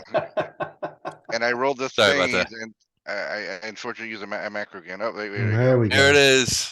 That is a really long macro there. All right, so swing 24. Is there any bonuses on those? That is with the bonus in there. Okay, 24 is going to miss, but that 35 is a potential crit and will hit. So he rolls a 29 to confirm. That will not confirm. So that is just a regular crit. A regular hit, I mean. I rolled a 36 on the last one on my hasted hit. Okay, 36 on the last one. That will hit. So the second and the last. So we're looking at 37 points and am I reading that 49? Yep. 37, 49 is 70, 86. And I realized all these macros I'm shortchanging myself because when I became the Herald, I went from 2d6 to 46 on holy damage. Ooh. So I'm shortchanging myself many hundreds of points probably. Do you want to add that in? Sure. So you got 2 hits, so you get what, another 46 holy? Yeah. So we're at, what were we at? 86 before. So go ahead and roll 46 for the holy damage. This is rolling the dice. Why is it so slow for me? Oh, there you go. I don't know. 17. So 86 to 17 is 103. 103. That hurt him. So they all, when they feel the touch of radiance, they all shrink back and holler when they get cut. And Radiance just enjoys it. It's like when you hear of Stormbringer, how Stormbringer sings as he sucks the souls out of the creatures that he kills. Radiance does a similar thing, only you feel that she knows that she is murdering enemies of Iomade in your hand, and that brings her pleasure. Yeah, I'll sing along with him. All right, Flash Art, I checked these guys, and they have all those attack of opportunity feats that you have. So go ahead, and then I'm gonna go ahead and roll all my attacks of opportunity first. just have to roll your attacks. You already missed your attacks. You missed your opportunity, sir. I'm Well, it's done. Fletcher's turn, but I just want to interrupt it and then throw a bunch of new attacks in there. Yeah. Well, you're supposed to like Sorry. drag me across the plane first, and let every creature hit me along the way as with their attacks opportunity. You need like a giant tentacle or tongue, like a chameleon tongue or something. Sort of the drag along, like getting dragged along behind a horse in a western. Yeah, but make sure that you drag it along the way where all the other demons are, so everybody gets an attack of opportunity. It's like a big demonic spanking machine. Exactly. Yes, sir. May I have another? All right, I'm gonna, so first I'm gonna call out to these guys. Thank you for your patience, as I get to all of you. I appreciate that you didn't leave and are letting me kill you all in time. Wouldn't happen any other way. Wouldn't happen any other way, freak. Oh, come on. Oh, that's a shame. Unconfirmed fumble, but it brings everything to a stop. I am still going to stay in my come and get me stance just to make you more angry. Okay, will do. And I am gonna cycle rage one more time, which is the last time I can do it today. Okay. And So that you get those attacks of opportunity back. Is that the thing that you get from no, cycling rage? the one extra one, the unexpected strike. Oh, gotcha. That one more time, and then I still get the come and get me's. All right, sounds good. All right, that's it for Fletcher. Lothar, what are you going to do? I have a feeling I know what you're going to do, but I want to hear it. Well, I was going to deal with those 3 down there because they were close, but now they're not close anymore because she moved. So I'm going to do the bow. Okay. I get 3 attacks. I'm going to do the first attack at this guy. All right. The second attack at that guy. Okay. And the third attack at that guy. Are you trying for a Verm threefer? Yes. If you pull this off, I'll send an extra $20 into St. Jude's on your behalf. And we'll have to stop everything and then celebrate this moment. All right, here we go. Women. Oh, this is a crit. So he crits the first one. 43, 29, and 19. So touch against touch AC, that changes everything. Which I hate when it changes everything. So those are all hits. All right. So the first guy had 8 points left. You critted him. You did way more than that, even without the crit. He goes down. Verm number 1. And then 25 and 14. So 39 points against the second guy. Second guy. Let's see how he does. I know he doesn't have 39 points. He's got 10 points. Verm number 2. And then the third guy is 28 plus 17. Stand up. 28 plus 17 is 30, 35, 45. 45. All right, hold on. Come on. I gotta check. Yeah, better, swing better. It's 39 points left. That's a triple verm! The triple verm! Triple They said it verm! couldn't be done. Woo-hoo. We are the chief. We bow to the master. Holy cow! Holy mo! You know who's gonna be the most pissed about this? Tom Rowe. I just got 3 on him. He just got 3 on him. Wow, a triple verb. All right, so you gotta write that up in the annals for the annals there, Les. It's absolutely coming up. Who got the this guy before? That was Storm. So the first one was off Mike P. Me. This next 2 were off Dan. Times 2. Wow, that is the first time I think we've seen a triple verm in any context. I didn't know it was possible. In one attack. Maybe a great cleave. I could see a great cleave doing it. Yeah, great cleave could do it. Yeah. But yeah, the conditions have to be just right, though, don't they? I mean, that's crazy. Unless you're an archer. Yeah. Yeah. He just showed up like Die Hard. I have a machine gun. Ho ho ho. Thanks to level 16, I have 3 attacks now. man, that's the stuff of legend right there. Well done. Do you want to move in addition to doing all this damage to anybody? Heck no, he's doing He does a little party blowing dance. the smoke off the barrel. Yeah. No, I'm good here. I'm still, after I take those shots, I'm still looking back to keep an eye on these guys. If they start winging towards Ferrado again, I want to be ready to deal with I them. assume all right, sounds good. Your guy's gonna give you a golf clap later from on. Oh yeah, Kurnanos is looking downward like, excellent. That's my boy. That's my boy. And Erastil is he's called Old Deadeye. He's the god of the hunt. So he's just Yeah. like, damn. Yeah, Erastil's sitting on a cloud somewhere going, even I never hit a triple verm, man. That's crazy. They're playing it back on slow-mo. Watch this, watch this. Oh. Watch this verb. Yeah. All right. Wow. Okay. Triple verb. So we go on to the Charos. There's not very many left. So these three are they wheel around and they're pivoting and they're still heading for Farina because they don't know any better. So hold on. They're gonna get 60 feet closer. So let's see. So they are almost on top of her. So they're going to land, but it's going to take all their movement to get there. And they're going to land on that bridge and sort of swarm her. So they're right there. Boom. And they land on the bridge. And this first one is going to attack next round. That's then the only other ones, I think, are the ones on Fletcher. Two left, yeah. This one here doesn't need to. Did you move? Did you back up more? I did. Okay, Yeah, so he does need to move forward. Yeah, he's going to move forward, and he's going to move forward. The top one will only get one attack. The second one can do a 5-foot step and do his full attack. So, but I'm sure there's going to be a wide variety of insane shit happening here. Yeah, there's a plethora of attacks of opportunity. Against the guy straight to the east that's already wounded. This Got is it. the first attack of opportunity. Okay. Nope. Oh, Nope. That's just wrong. Go ahead and confirm that. All right. No, so it's just an unconfirmed thing, but that stops those attacks of opportunity. Whatever. So I don't think you would get the other attacks of opportunity because you're like wheeling around, right? This stops I would it. assume so too. All right. My turn. That didn't work out as well. This is 2 1s in a row for you, man. Which is not as fun as people make it seem. All right. So do they get the +4?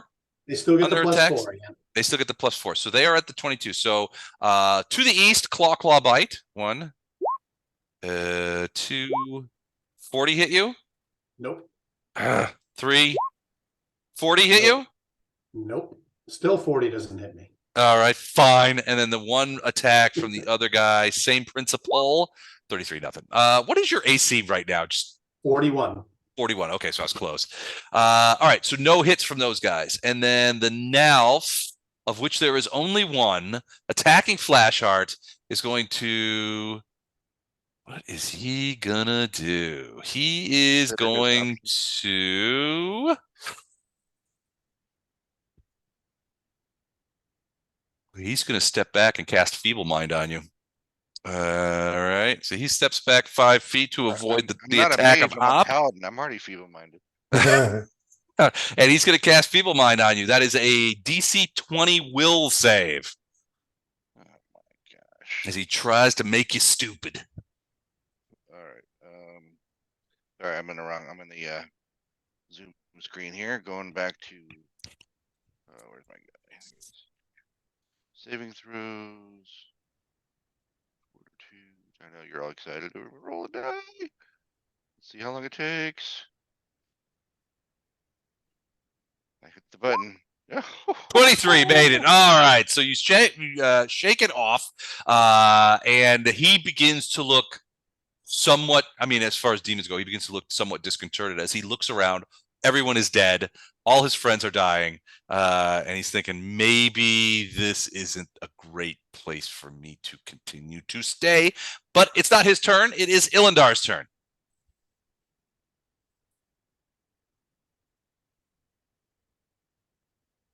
Ilandar? Mike?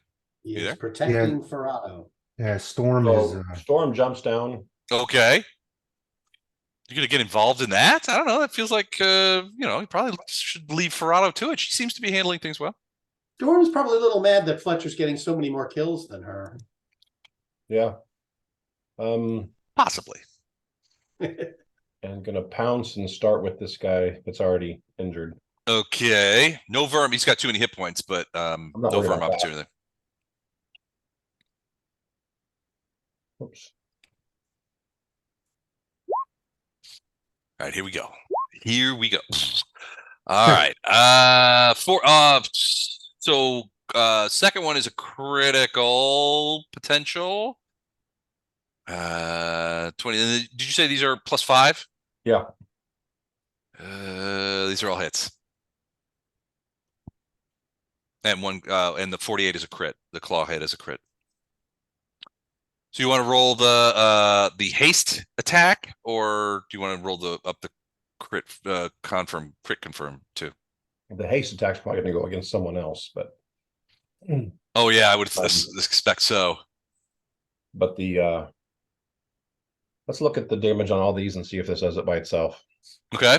Well, I can tell you it's got 59 hit points left. So I'm guessing yeah, I think I could easily you could see that it would destroy this. So Pummel's the one that's closest to Ferrado. Uh-huh. And then turns around. It knocks him so hard he falls off the cliff and lands with a And then this goes against the big guy. Oh, you're whipping around. 41 is a hit. 33 plus 7. Are you trying to trip him? Yep. All right. So 40 points of damage, and you're going to try and trip a Nalf. So it's a 47 trip attempt. Okay. Hold on. I got to check his thing. Hold on a second. Minus 40 hit points. All right. Nalfashnee. Hold on. I got too many windows open here. Nalfashnee. So their CMD is 42. What'd you get? 47. 47. He goes down in a pile. Bloop. All right, hold on. And then she roars really loud as she does all that.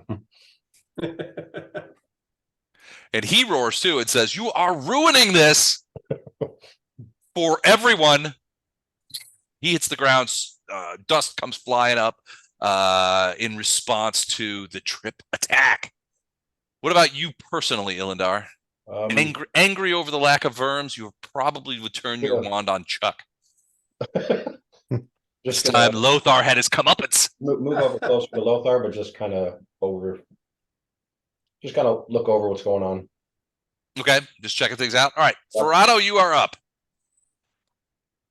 You got two guys on the bridge, and Storm has just tripped the Nalf over there, which means you would have a penalty of shooting it. But you've got two guys directly in front of you who haven't been hit at all. Now, was it 2 rounds she could only do single attack? This is her last round for that. It was 3, and this is the last one. She's got to do a single attack now, but now it's done. After this round. 42. Who you shooting at? Show me. I mean, it'll hit. I just want to know the target. That one. Okay, gotcha. Cool. That's a hit. Oh, damn, 75 points on one twang of the arrow. Tunk. All right. He makes a weird squeaky noise. Yeah, no kidding. All right, so she's moved up over towards Ilindar, back by the corpse of the Nalf. Bardos, what about you? You're still in there with the guys. You're waiting for thing. For Gatto, Gatto's not going to be able to get down there. Because he's not here. But if you want, we can shoulder roll that and say that Gatto has just unlocked that door.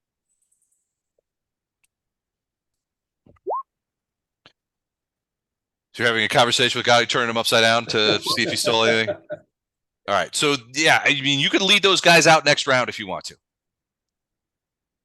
Sound good?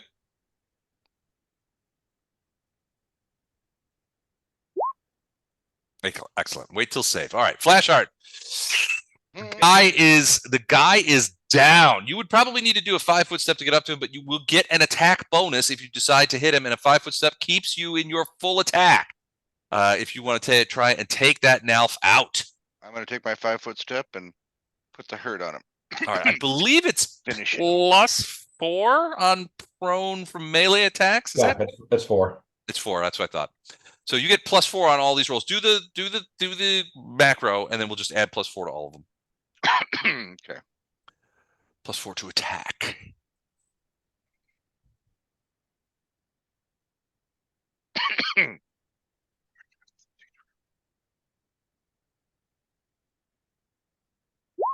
Here we go. All right. All right. Well, I have a crit on the first one, crit on the second one.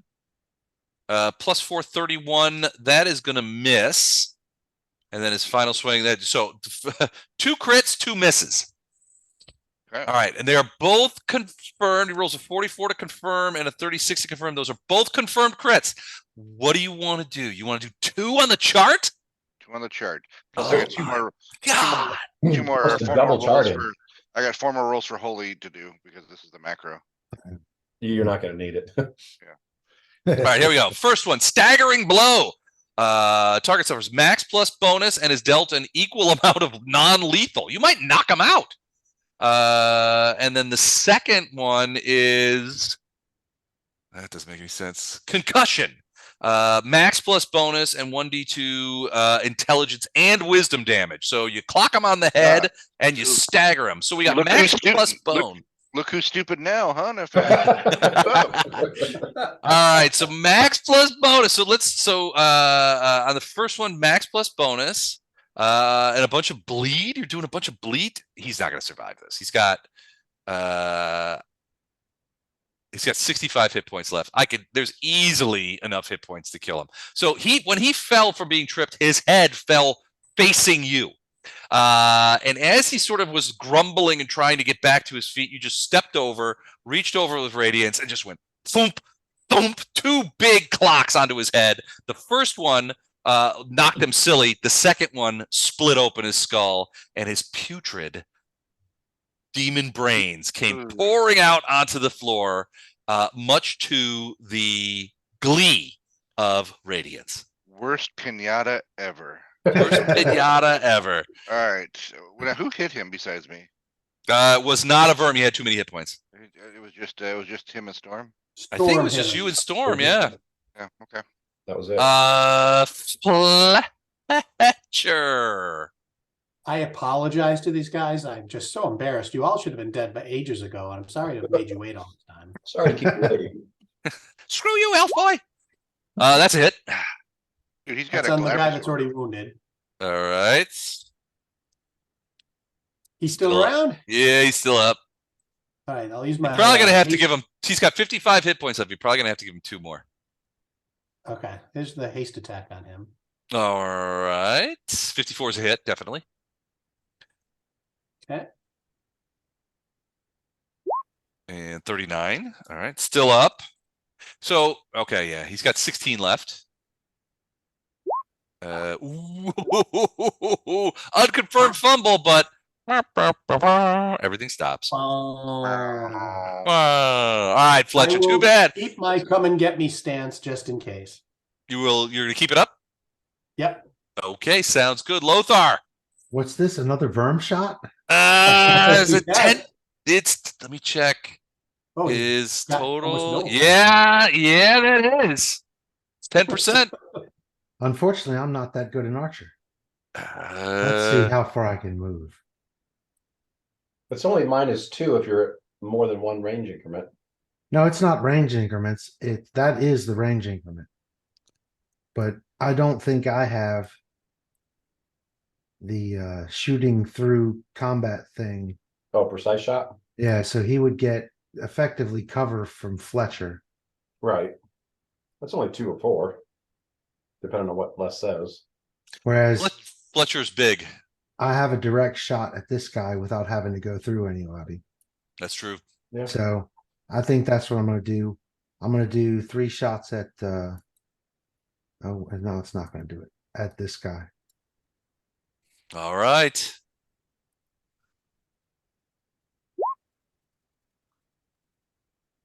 All right. Any bonus? 27 touch attack. Oh, yeah, those are all 3 hit.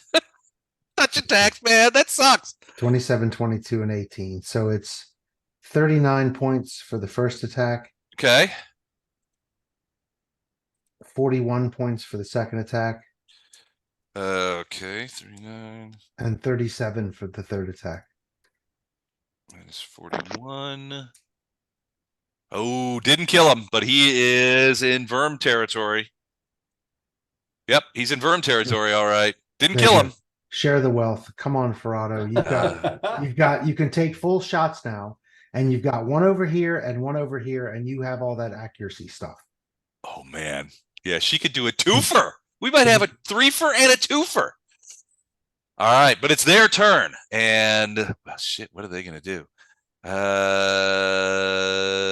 They're gonna keep attacking because they know that they must be victorious. So this one's gonna come and they're gonna attack Flashheart. And this one's gonna come and attack Flashheart. They will get one attack each on them as they come closer to it. Yeah, that one passes through Storm's range. Oh, never mind. They're both going to attack Storm. I like that plan better. They're both going to attack Storm. So they will move forward 5-foot steps, which gives them full attack. So, all right. So this is. All right. So claw, bite from each of them. Claw. 36 hit Storm? No, of course not. Natural 20 and nope, that's a hit. And then bite, miss. So one hit. Let's just go ahead and do that now. Hold on a sec. Okay. So, max damage, 16 points of damage. And then claw bite from the other one. 36, 27, 33. Nope. And then everybody on the ridge is in range. They are going to attack Flashheart. Flashheart, can you do anything to forestall that? Flashheart or Fletcher? Oh, Fletcher, I mean, sorry. So, yep, he's going to, before they get their attack, he'll get one against each of them. Okay. So this is against the guy to the west. That's a hit. Not according to this. Do you crit on? Oh, you do crit on 17 now, don't you? I do crit on 17. So all right, he's only got 16 hit points left. Just for fun. And then I'll do double damage. All right, that wipes him out, chops his head clean off. So yeah, it was much more than enough. You took our Verm chance. Yep. Ruined the twofer. I warned you guys about taking this guy with you. All right, that's a hit. 35 points of damage against him. All right, he is still going to attack. And he gets +4, but he is up against a 43 armor class. 43 armor class. So +4 is 22. So they need 20s essentially. So here we go. Yeah. Let's see some 20s. Not even close. All right, so that is that for them. It's round 6, probably the last one. Oops, I spelled 6 wrong. We better be able to kill 3 of these little guys in one round. Well, you never know. Things go crazy. And it's Illindar's turn. Well, Storm's going to tear into the 2 that are close to her, starting with the almost dead one. Okay, so you're not going to leave any verms for other people. Okay. So the first attack. 30. Yeah, so it's got. So the first one. Are you talking about the south one first? No, the Verm first. The Verm first. So the first attack will kill it easily. Okay. So then, how many hit points does the second one have? 51. I think probably there's more than enough here. The next 2 that hit would probably.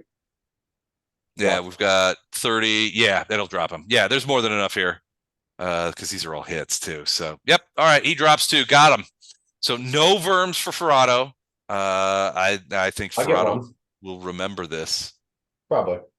Are you going to try? Well, no, that you can't get this guy because he's got 91 hit points. He's not ready. I took this verm. He took that one. I thought no, you did all the. No, it was all Lothar. That was Lothar that did that. Oh, okay, that is a verm. All right, so Mike, you got a verm against Chuck. Very good. This is the vermiest night I've ever seen. How about it? It's crazy. All right, I'm assuming that's it for Storm. Yep. No one in range. He's destroyed those. What about you, Illindar? What are you going to do? I'm just kind of hanging back, enjoying the show. Reveling in the handiwork of my party. All right. Kind of standing up there, just kind of taking it. Hold that thought. Ferrado, you're up next. Go ahead and put in what you're going to do. I'll be right back. Hey, Ferrado, I put together a little pile of bodies here that we could build into a fort that we hide behind. Good God. There's so much gore on this ledge. I'm thinking that the last one facing off on Fletcher is now a pin cushion. Oops. There's a steal though. Holy crap.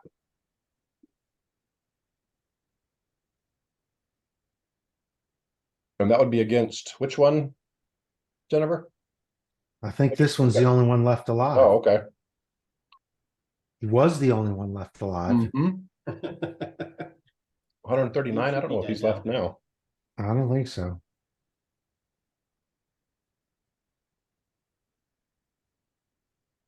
Oh. Ugh. Sorry. So I this was misread the about email from rescuing Les. those guys. What else did we need to do next? Weren't there a couple of No, individuals? we need to rescue these guys and then continue on to the city of his. Right. Okay. Yeah, I remember looking at Les's email and I misread it. And I thought it said Dan was out, not Don was out. So I was already like, holy crap. So I'm already trying to figure out how with our best melee guy out there how Yeah, we're I gonna don't make think this we happen. we might have survived it, but we wouldn't have looked like we look right now. Oh no.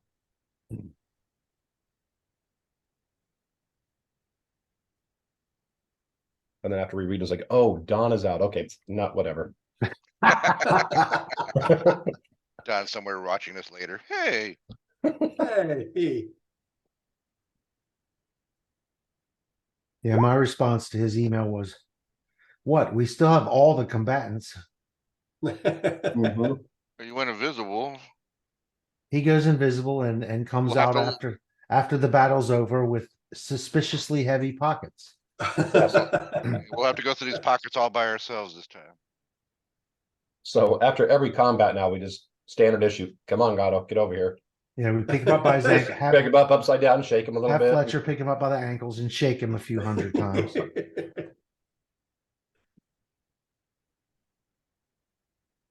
Because he was running around with like 68,000 gold pieces worth of stuff each. Yeah.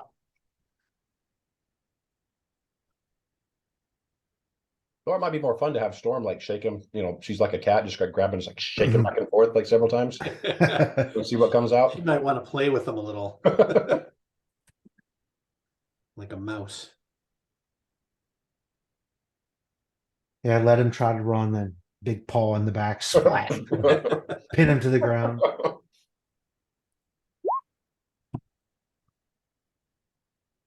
Yeah, 104, I think, might take care of him. He is wounded. Yeah.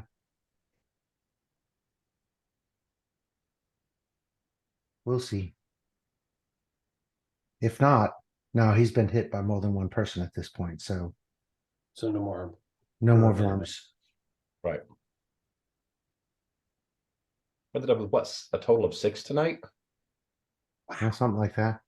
Yeah, 3 under 3, 1, 2, at least 5. I think it's 6. I'm going to win for the most stolen from, I think. Yeah, pretty much. But you always win for the most stolen from. It should be. That's how it should be. Yeah. That means I'm doing my job right. Yeah, these big bruisers come out with 250 hit points and they spend one round with you and they have 6. Mhm. And that leaves them open for the rest of us. It's symbiotic. Mhm. That's it.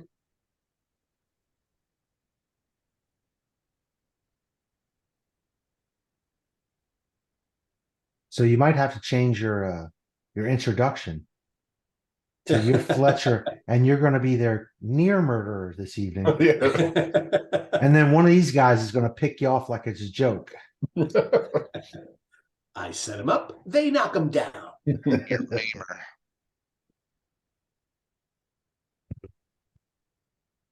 Sorry about that. All right, Frado, what are you going to do? She attacked the last guy left, did 104 points. What? So The she is rolls are all shooting. right there in front of you. She is shooting right. This guy right here. Yeah, she aired him up pretty good. All right, so she got a 30, 30, and 39. Oh, wait. Okay. A 48 and a 39. Okay, gotcha. Yeah, 139 points is more than enough. He had 91 left, so that would kill him. And at that point, all of the demons are dead, and we drop out of initiative. It says we're still fighting. No way. All right, we drop out of initiative. Demons are dead already. These are the remnants of some of the Nalfashnee that you guys fought on the plains of Dresden just a day and a half ago, and they had So this was captured the these group guys. that took out what's his name? Yep, it's the guys. Part of these guys were the group that took out Geyer. And so now a little bit, they had captured some of Harlakar's guys. We're taking them back. Well, you suspect back to Iz. They were snacking him on the way, right? Yeah, they were snacking them on the way. As you can see on the little fire over here, there's something stretched across it. Well, Yeah, that's a dwarf. Either Lothar and I can go make that right for him. That's a pig. Yeah. Dwarf, pig. It's hard to tell at this point. Pretty much the same thing. That's racist. And animalist. We can allow the dwarves to dig a grave for him. Otherwise, we can do it or take him back to where we're going. Well, they like to take. I mean, this guy is. I mean, it's essentially they've been eating this guy already, so they're not going to take these cooked bits back. That would just be bad. They'll bury him here. But yeah, they basically said they were part of Harlakar's guys. They gave chase. They got the tables turned on them, and they were captured, and then they were brought here. Now, one of the dwarves says that he speaks Abyssal. And he's been listening to these guys talk, and essentially, and he's not sure if it'll help you, but basically he's been saying that there's something big is about to happen. And these guys were talking about that they were being recalled back. At some point they were talking about that this was Aponovicius's final failure, it was called, and that it was lucky that she died at battle against you guys, because otherwise she would have to fight. She would have to face the wrath of Dascari, which she would likely not survive. But Dascari is realigning all of the units, and so they've been called back not to Iz. They're bypassing Iz, but they're supposedly going to be sent to a different place. They've had messengers, rocks come by, that kind of thing. If we go to this, you can see, where you guys are. You guys are headed down this area right in here in these trenches, these rifts as you go to Iz. But these guys are saying that they're supposed to head they're supposed to bypass the city and head south, down towards this area right here. So whatever's Dascari's got planned, the dwarves say that these demons were talking about not going to Iz, but going south, potentially to exploit some sort of, if the rift blows up and expands, the world wound expands like they say it's going to in 5 days, then these guys will be on the field edge of a huge sort of overturning of the established order, and they'll be able to capitalize on it. What you guys think is they're probably going to try and link up with other units in here so they can capitalize on the new expanding world wound. Now, these guys didn't know about that, but you're sort of putting your information and their information together to kind of come to this. Okay. And that's not good news. No. Man, Not really. I think we've saved the world. It keeps staying unsaved. Yeah.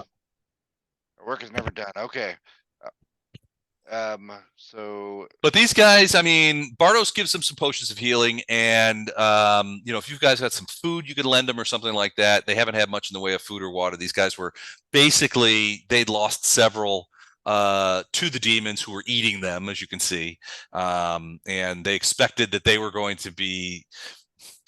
They weren't. So it was weird. They weren't interrogating them or anything like that. They weren't asking them questions. It was mostly just violence and food. They were beating them up for entertainment, but they were careful not to kill too many. And if they accidentally killed one, well, that would be the next one on the spit.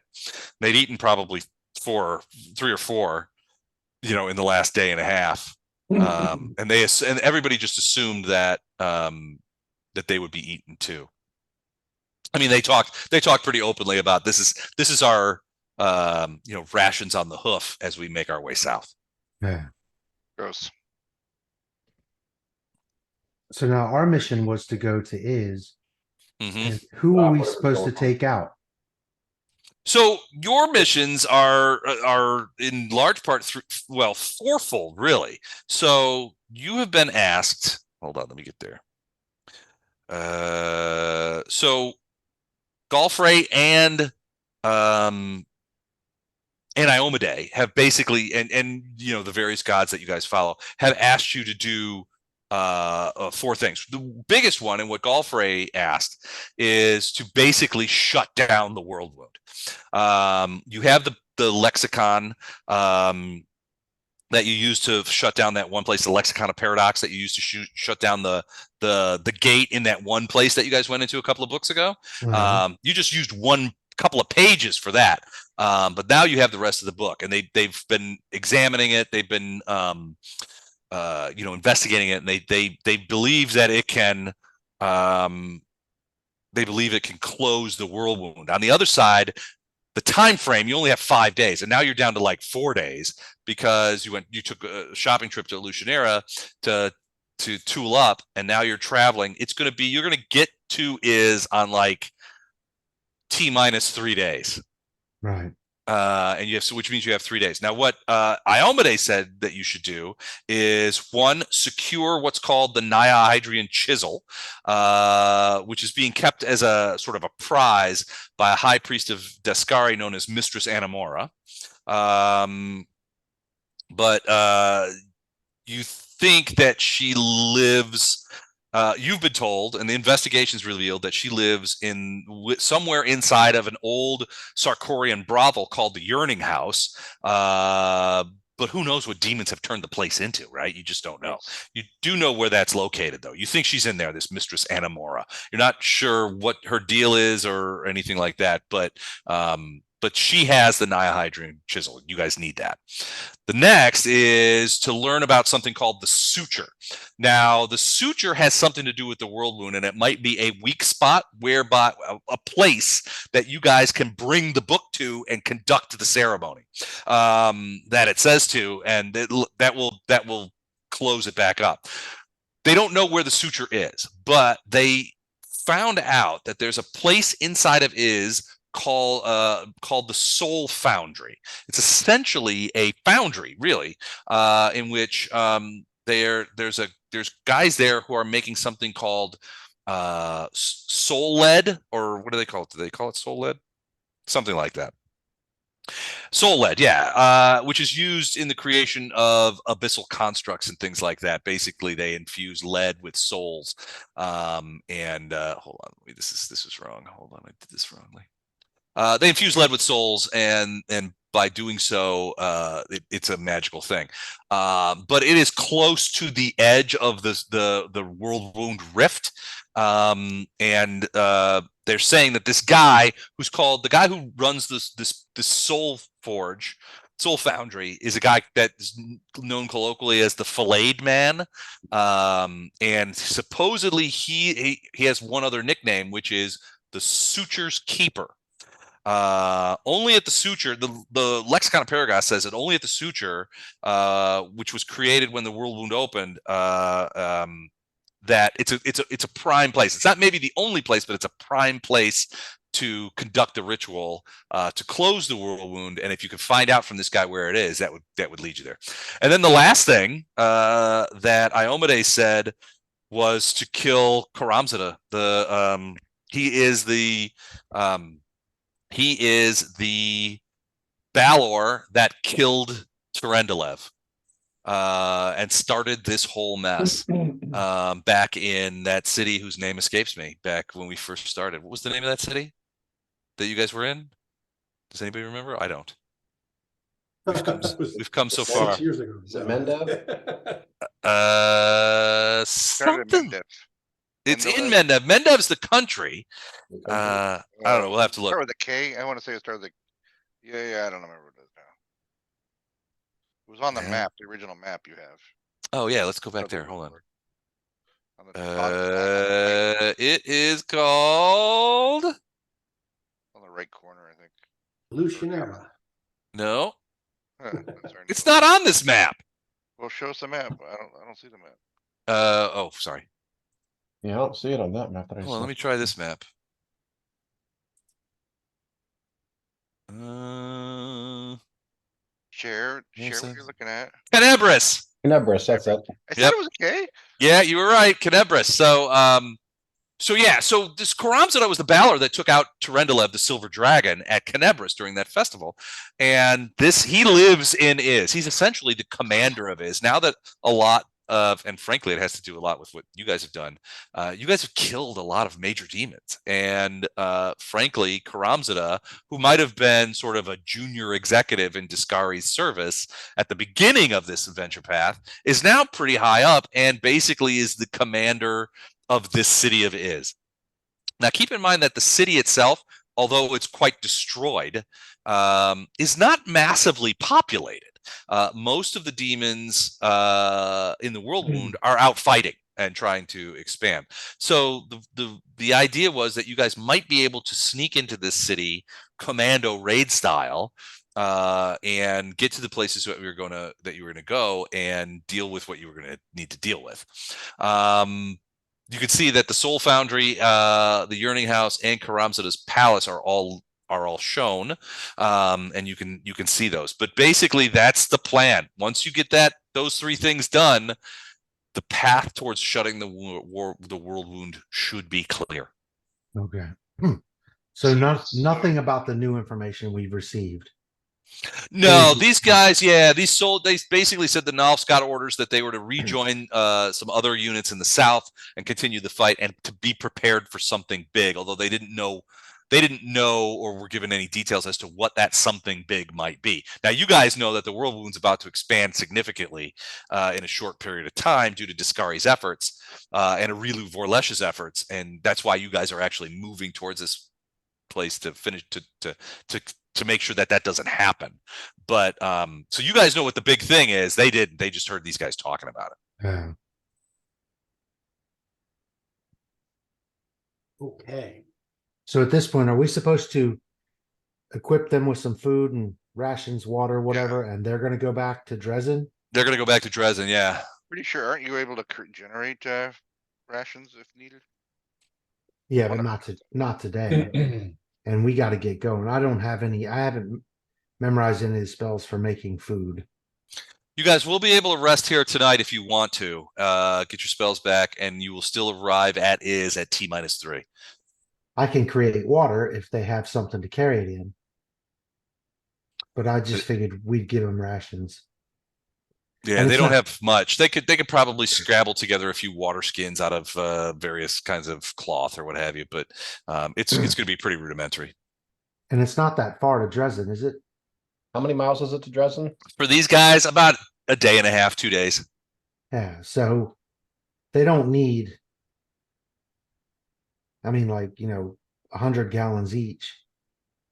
They need a water skin or two, and that'll probably hold them over till they can get to Dresden, and then they'll be safe. Yeah, they should be okay. We've all played Oregon Trail. We know what they got to do. Yeah, not die of dysentery. Don't die of dysentery. Don't get bit by the rattlesnake. Well, they're pretty, several of them are pretty injured, although the potions of healing really helped out a lot. So they feel a lot stronger. But basically, that's the story they give you is that, we were captured. We overheard these guys, while they were busy eating us, saying that they were bypassing Iz and going south to rejoin, that they'd been given new orders. A Vrock showed up yesterday and talked to these guys and then went back out. That means also that the people in charge are well aware of the outcome of the battle at Dresden, the second battle at Dresden. Yeah. So guys, we're going to rest here for the rest of the night, right? You can, yeah. It won't negatively impact your time frame. If you stay an extra day, it will. I was going to say, we're going to be here tonight, and they're only a day and a half walk away. If they don't mind doing the helicopter thing that we all do with Storm, they can jump on Storm, and she can fly them most, if not all the way there. Well, there's about a dozen of them. Can she hold a dozen? There's like 7 of us. Yeah. There's 2 of them that fit up in the saddle. That might work, yeah. If the rest of them just have a piece of rope and just. And if we're not going to be in another combat night, you can enlarge her, put them all on her, and then you could, once she gets there, you could. She's already huge. You can summon her back, right? Yeah, I don't have to do a return trip. Okay. I just fly as far as I want her to fly with them. And then she drops them on the ground and then I dismiss her. And then next time I bring her back, she's with us. Yeah. Or you could dismiss her about halfway when they're about 100 I feet in the air. could, right when they're in the air. That'd be great. They'd love that. I Ah! still, Just there. if we weren't They've been on such a, saved. yeah, if we weren't on such a time frame, I'd hunt that demon that killed Storm the one time that sent those few guys to their death. Mhm. Let Storm find that thing now and say, "Remember me? Let's play now." Yeah. So for the rest of the evening, we get them back with Mhm. Storm, and we can We just make a camp and yeah. properly bury this one guy that's gone Yep. and say prayers over him and stuff, and then I guess rest and move on to Is first thing in the morning. Yep. Can do. You know? Is that the plan? And to be honest, what dwarf's gonna miss the opportunity to fly on a black dragon? Yeah. I mean, that's not something they can say they probably That's ever true. done. That's very true. Hey, back in my day, we got captured, we're gonna get eaten, and then we got to ride a black dragon to get back to If you remember Flashheart's backstory, that's how he ended up being a cracked paladin. He got captured and they were eating his fellow comrades until he snapped finally, but he got a miracle that saved him, brought him out of his stupor. And Invisible Don is being smacked in the head as we speak. He's at the Jim Croce show going, "Ow, Jesus, what was that?" Yeah, if I can say time in a bottle. Zach. Ow. There's one thing Yeah. that I'd like to do.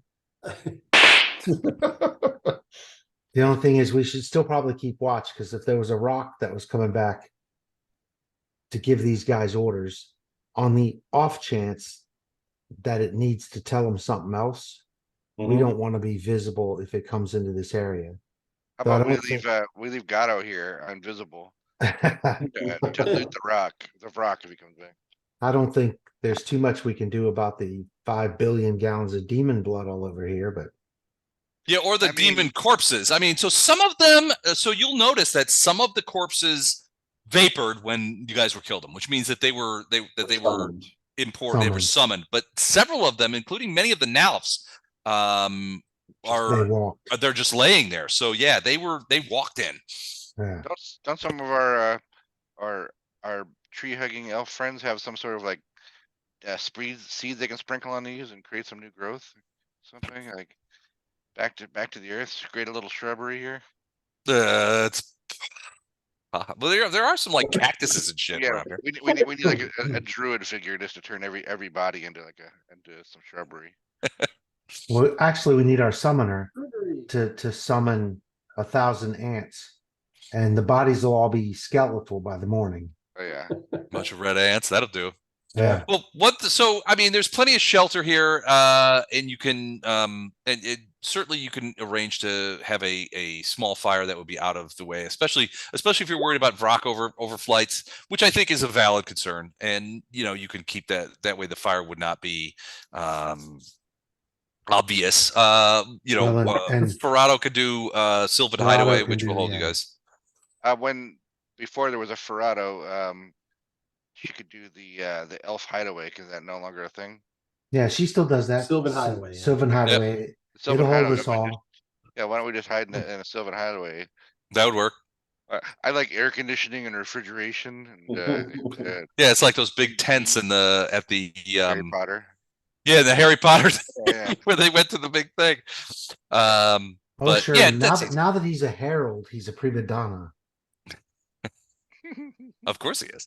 All right, so one of the things is you guys are sort of policing up the area. These guys don't have much in the way of or anything really in the way of treasure. They have their weapons. There's some weapons. They've got some of the dwarven stuff, which they've kept, with the dwarves reclaim essentially. But they don't really have anything that you would consider to be treasure. What That's Les is because saying is Gatto that has already looted them. yeah, exactly what I was saying. They each had a pouch on them, but it's been slashed, mysteriously Those are slashed. gone. We don't know where that went. Yeah. You hear invisibly, you hear the clanking of bags together. You're not sure what that is. Yeah. But so when morning comes, and there's no, you aren't disturbed during the evening, especially in the Sylvan Highway. So you get your rest. But when morning comes and you look to the west, you can see. You're not, I mean, now that you're much closer, you weren't paying super attention before, but now that you're much closer, you can see that there is this huge like wall of darkness off in the distance in where is should be. It's just like, even though where the sun is out by where you guys, and it's quite bright, actually, you guys are in essentially a desert in many ways. Once you get the closer you get to the city of Is, the sort of the darker it gets, and you're thinking that the city itself is sort of awash in darkness. It's like night exists directly over this thing. You know how sometimes when clouds break and a beam of light will shine down on one specific place. It's sort of like almost the opposite, except for there's no beam coming from up above. It's almost like from the ground there's this darkness that engulfs the entire city and up into the sky, like a column of smoke or ash. But yeah, I mean, it's pretty clear which direction is in. Theoretically, you could stay in these trenches all the way there, because they do tend to go close to the city. When you what you might want to consider is what you want to do when you get there. You've got some options. Oops. 3 things to do, is that right? Yeah, so why is it not going? It doesn't want to go. Hold on a second. There we go. There we go. There we go. All right. So yeah, you got 3 things to do. So supposedly picking up this Nihydrian Trizzle from this creature called Mistress Anamora. You're not sure who or what she is, but is right here. This is where the Yearning House was located in the city of Is. Now, spies have said that the Soul Foundry is over here. It's actually perched on the edge of a rift of the world wound. And so that there could be some dangerous elements there. You're not sure, how nobody's really sure how sort of sturdy those rifts are. So it could be a dangerous place to be. You don't want to fall into a whirlwind rift, certainly.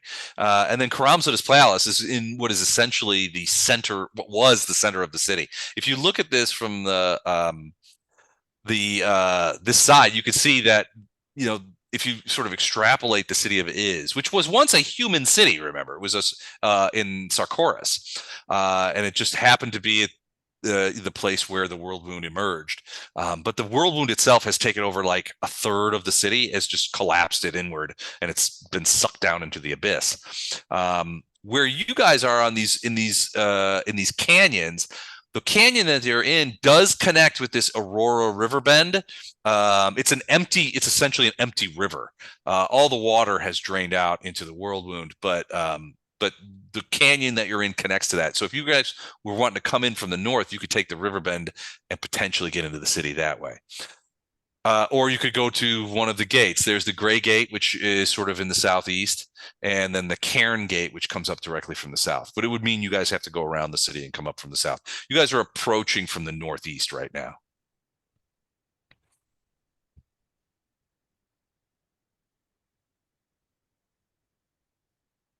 Hello? Is that a question?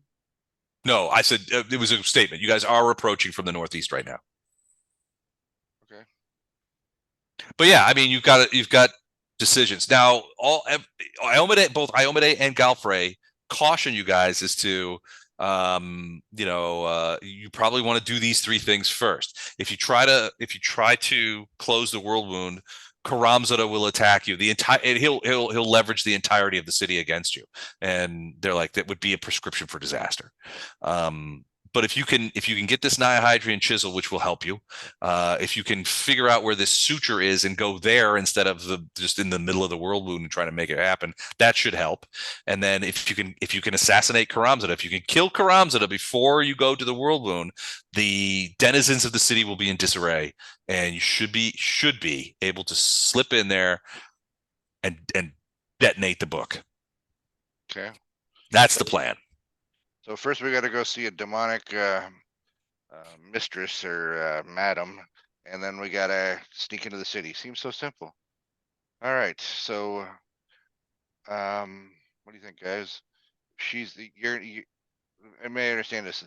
The Yearning House. That's where she should be with the chisel, right? Right. So according to Gallifrey's intelligence and what Iomade told you, yeah, the sister Anamora. Hold on, I want to make sure I got that right. Mistress Anamora, who they believe is a high priestess of the Church of Discari, not necessarily a a madam.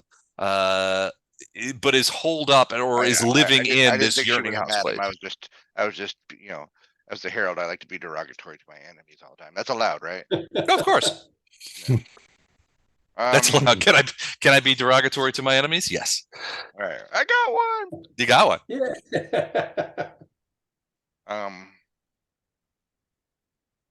I don't think I should even put that in the book. Because you're allowed to do it. Is this so we're coming from the northeast, you said? So you're coming from the northeast, but as you approach the city, so there's a couple of ways in, right? There's there's three main gates to the city that are still exposed, right? The Grey Gate, the Cairn Gate, and this Pelura's Gate. Pelura's Gate is very close to where the Aurora River, well, when it was a city in Sarkorian, it was the Aurora River. After the World Wound basically destroyed part of the city, and that river, all the water in it flowed into the World Wound. Done flowed in. It done flowed in. There's actually a bridge here you can see that goes into a section of the city that would have been over a river, but now is gone. You guys are coming from this direction here. Hold on, I'll show you. So you guys are coming. Demons out. I'm seeing some real estate opportunities here for retired adventurers. You guys are coming in this way, in this direction. Can you see that? Yeah. Okay. So, but that doesn't mean that you can't, and that's just because of the direction of the trench that you guys are in. You guys don't have to stay in the trench. Now, that trench that you're in, the canyon that you guys fought the Nalfs in, connects with the Aurora River. It was once like a little tributary or something like that. So if you follow that canyon, you will end up eventually in the Aurora riverbed. That could be a way in if you go in the river and then come into the city from the north. But the question is, how do we get across the chasm? I guess we could fly on Storm, but you could, yeah, fly over the World Wound chasms. It's not easy. There's no bridges or anything like that. Otherwise, we come out of the trenches and come overland or somehow this way, right around this. Where do you think, guys?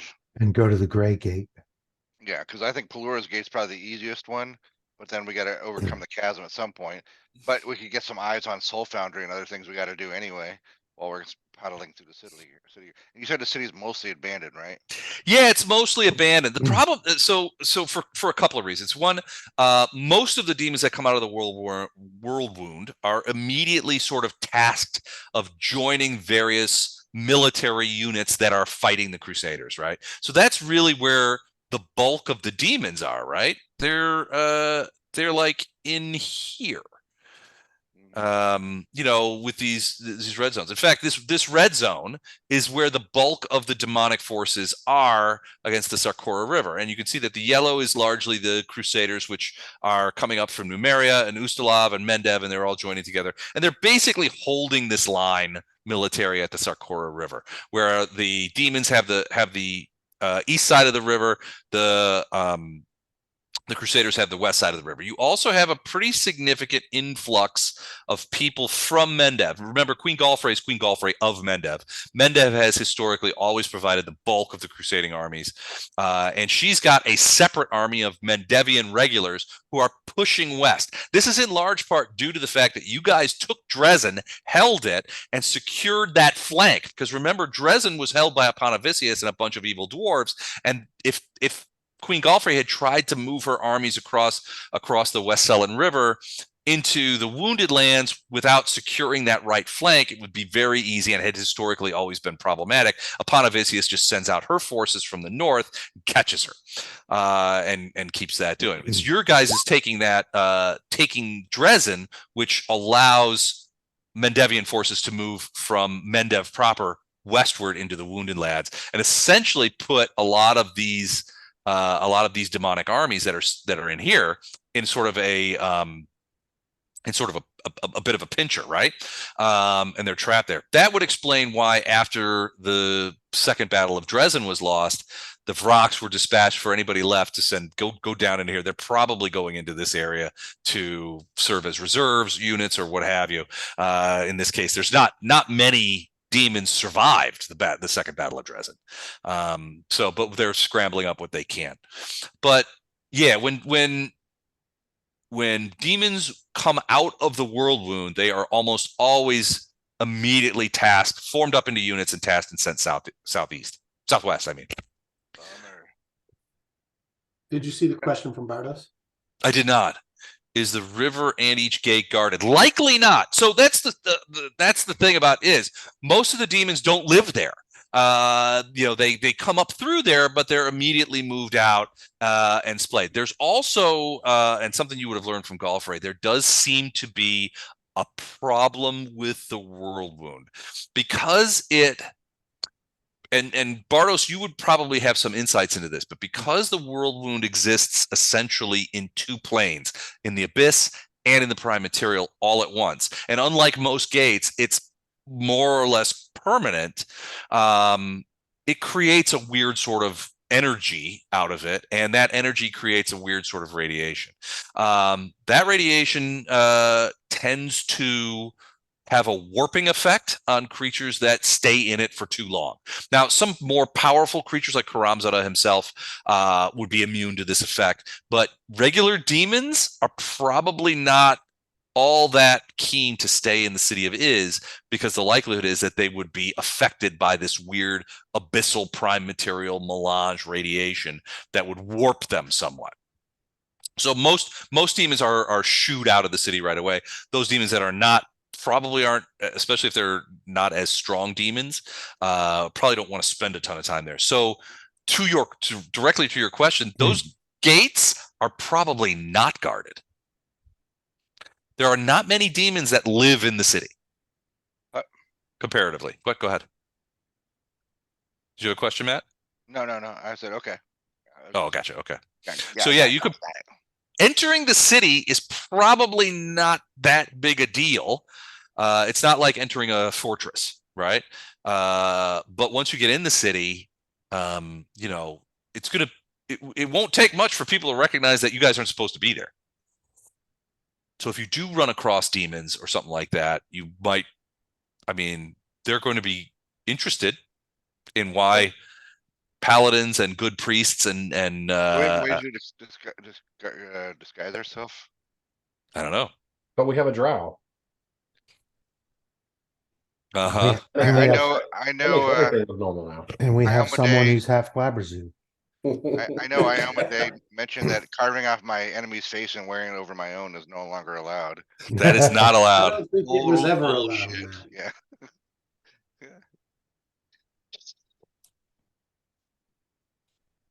So at this point, we just need to move towards the city and decide whether we want to go out of the protection of the riverbed and south to go in that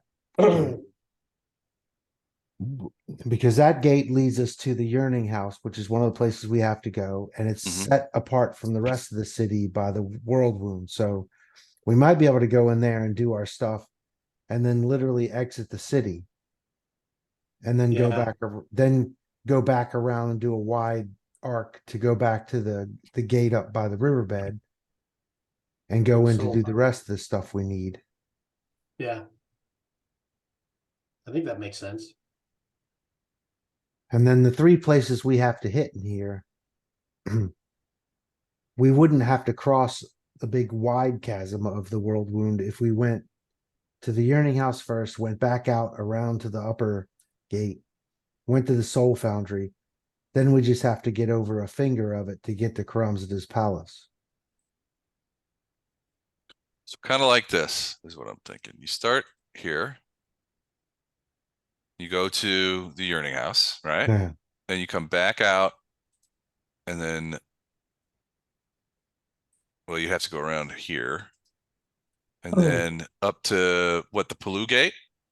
Yeah. up, then back up to Pelura's Gate like that, to the Soul Foundry. and then through there to the Soul Foundry. Okay. And then after that, it wouldn't be much of a jump to go to Karamzada's palace. Right.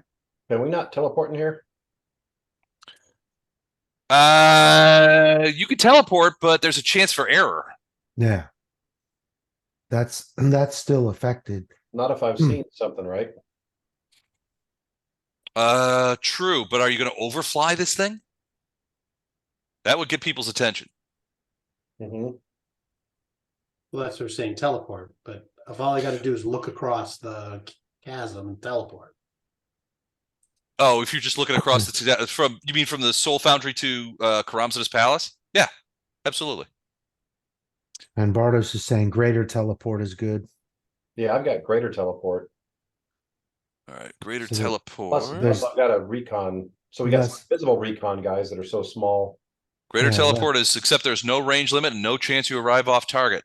In addition, you need not have seen the destination, but in that case, you must have at least a reliable description of the place to which you're teleporting. If you attempt to teleport with insufficient information or misleading information, you disappear and simply reappear at your original location, interplanar travel. Right. So you did not get I mean, you got a location, but you don't have a description of either the Yearning House or the Soul Factory. Karamzada's palace, you have a description of. I mean, it was the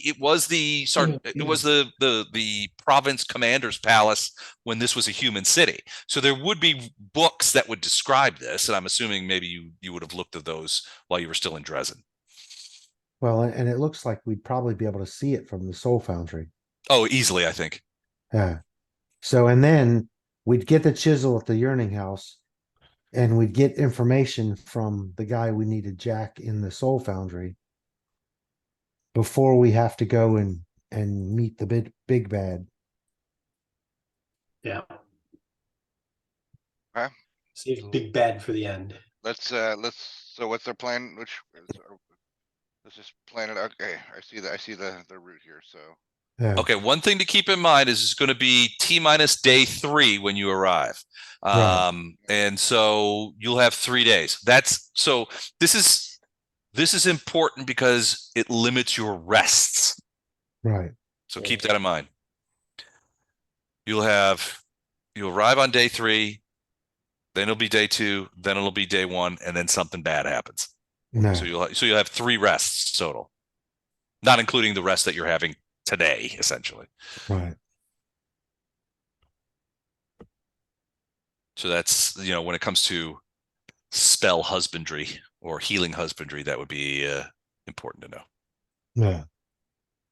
Okay. All right. So what's your plan? Well, I think we'll be okay on healing. We'll see, but all the extra channels, I can heal a buttload a day. I still think taking the riverbed and staying low until we get close enough that we have to come out to go head for the Grey Gate. I still think that seems like the best idea, but I'm open to other suggestions. Just thinking if I can get eyes on something, if we can do anything to get recon that I can get eyes on, we can just teleport around to these places and not have to worry about any kind of travel. Can anybody scry? I cannot. That's a mage thing. Yeah. Bardos, can you scry? Okay. So yeah, if he can scry and let me see these places. I mean, he's got greater teleport too, but I'd rather save his spells for important ones and let me just blow the ones I've got, and I could teleport us around. Yeah. That way there's no chance of getting seen from point A to point B. There's no random encounters. There's no blowing spells on, Right. before we get there. And we speed stuff up quite a bit. So you can, scrying, you can observe a creature at any distance. You can't scry stuff. You can only scry creatures. It gets a will save, and then there's various kinds of bonuses. Okay. that So you would get. basically I just summon a creature that could get there really fast, like a small earth elemental that would be dang near invisible. Okay. You could scry that creature and that thing moves really fast. It could get to where it needs to go. And with me scrying it, I can see its surroundings and then I can teleport easily right there. Yeah. Okay. So you want to summon an earth elemental, No, air elemental. an air elemental. All right. Air elemental's speed is like, I don't know, like 90 or something like that. It's like super fast. But you don't see through their eyes, do you? No, I don't, which is Okay. why I would need the scry to be able to scry on him. No. So I could tell him, go here and go do that. Okay. But I just need someone else to get me vision, which if Bartos can scry, then he can scry on him and get me vision there. Wait a second. So scrying, how long does it last? 1 minute per level. Okay. So what you're saying is you summon an air elemental, you send it off. When it reaches the city, you begin scrying on it.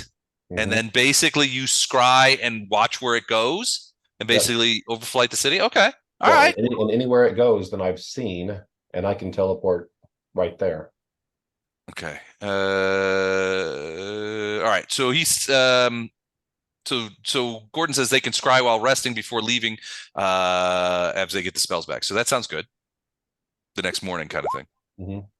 Ooh, cast time 1 hour on scry. I didn't see that.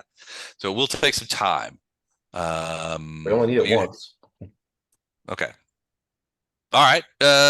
Is everybody, are you guys good to do that? I'm running out of steam, guys. Sorry. Plan. Drifting out there, but yeah, I'm good. Okay. Yeah, that's faster than walking.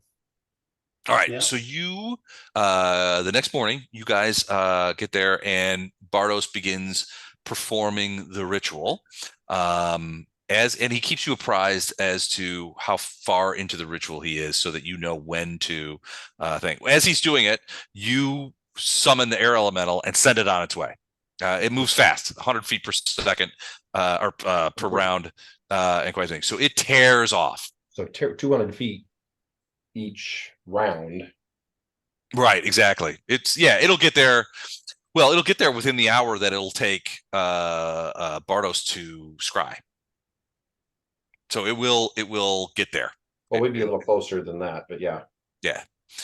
So, and Bartos' scry lasts 16 minutes once it's gone. Okay. All right. So yeah. So as the ritual is complete,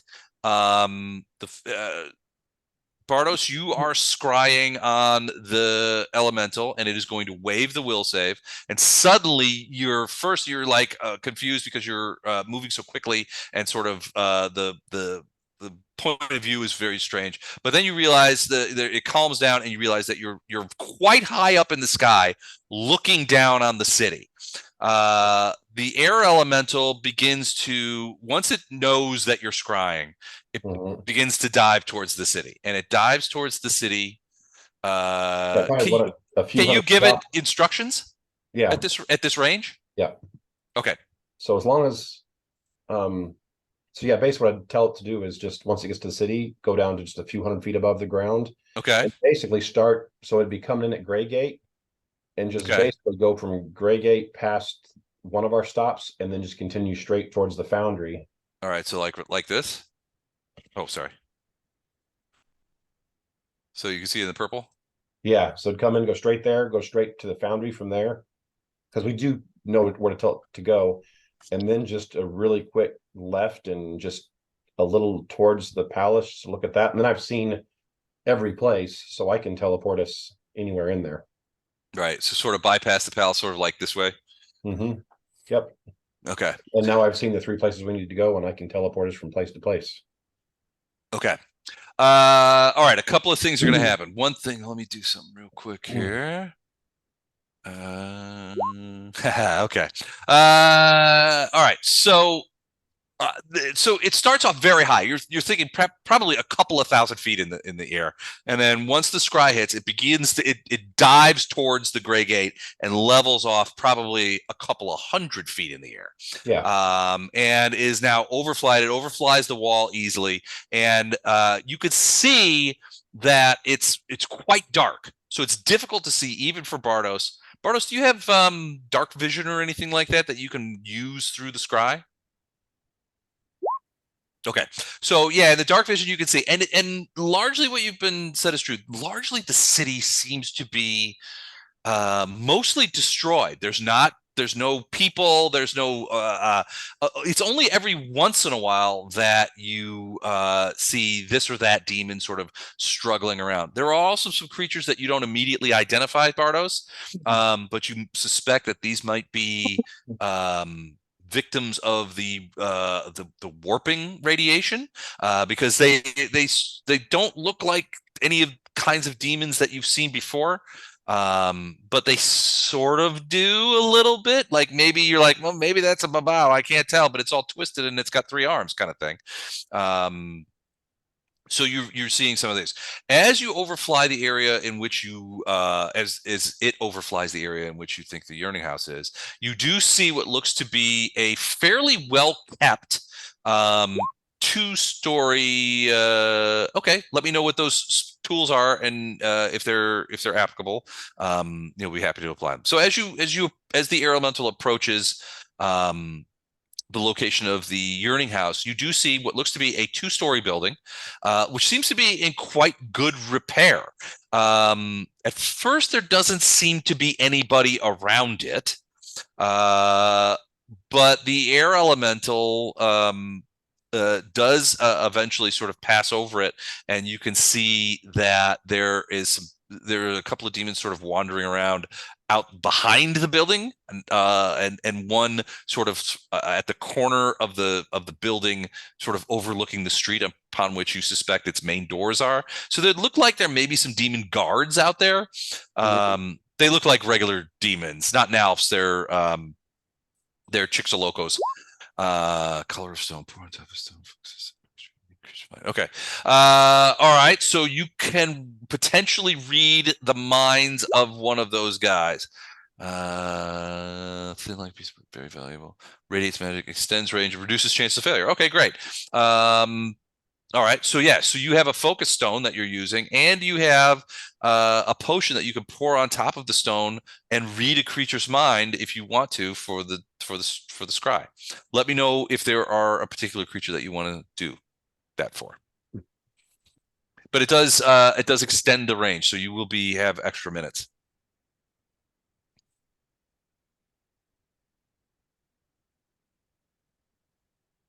And the range would be okay. We're good. You may not. It depends. It's up to you if you want to use it. But yeah, it's basically a 2-story building. It's largely it's not in disrepair like a lot of the buildings around it. Most of the buildings in the city are what you would consider to be destroyed, and there doesn't seem to be a great deal of life in the city, demonic or otherwise. But this building seems to be in good repair, and it does seem to have at least 2 and maybe 3 demonic guards sort of wandering around outside. But you can definitely, well, Bardos can get a good look at the building if in the event that you want to use a greater teleport at some point. You can get a pretty good. The elemental will dip and take a peek, making sure that they go. Then it takes off across the world wound, and you could feel Ilindar, when the air elemental crosses over the world wound, you can feel it's almost buffeted, and it feels sort of like getting buffeted by heat, but it's not heat. There's some sort of emanation that's coming out of the world wound that hits your elemental. You're not sure, but it's you think it might be maybe radiation or some sort of. You suspect that your creature has been damaged somewhat. Okay. Yeah, Bardo, I assume the same thing, because otherwise this wasn't going to be super helpful. Yeah, I think you guys gather around and take a look. Yeah.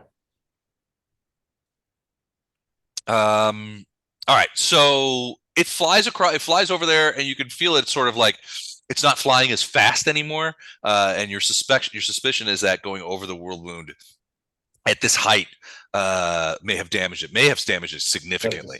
Mess something up. But so it's moving towards the Soul Foundry, and it gets there, and you can see that this place is right on the edge of this branch of the world wound. So, and the edge of the world wound is very close to the building, within 100 feet, or certainly within 150 feet.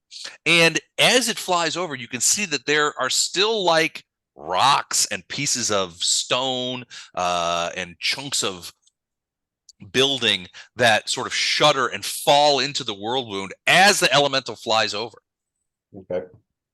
The elemental looks off to the left and sees this sort of like tower. It's sort of a squat. It's not like a spire tower. It's sort of a squat tower, but it definitely is taller than anything around it, and it's right there in the center. You're guessing that is Karamzada's palace.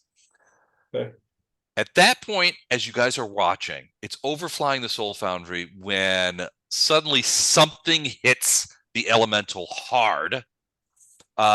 You see it, the scry begins to sort of careen wildly, and there's a moment there. Bartos, give me a quick perception check.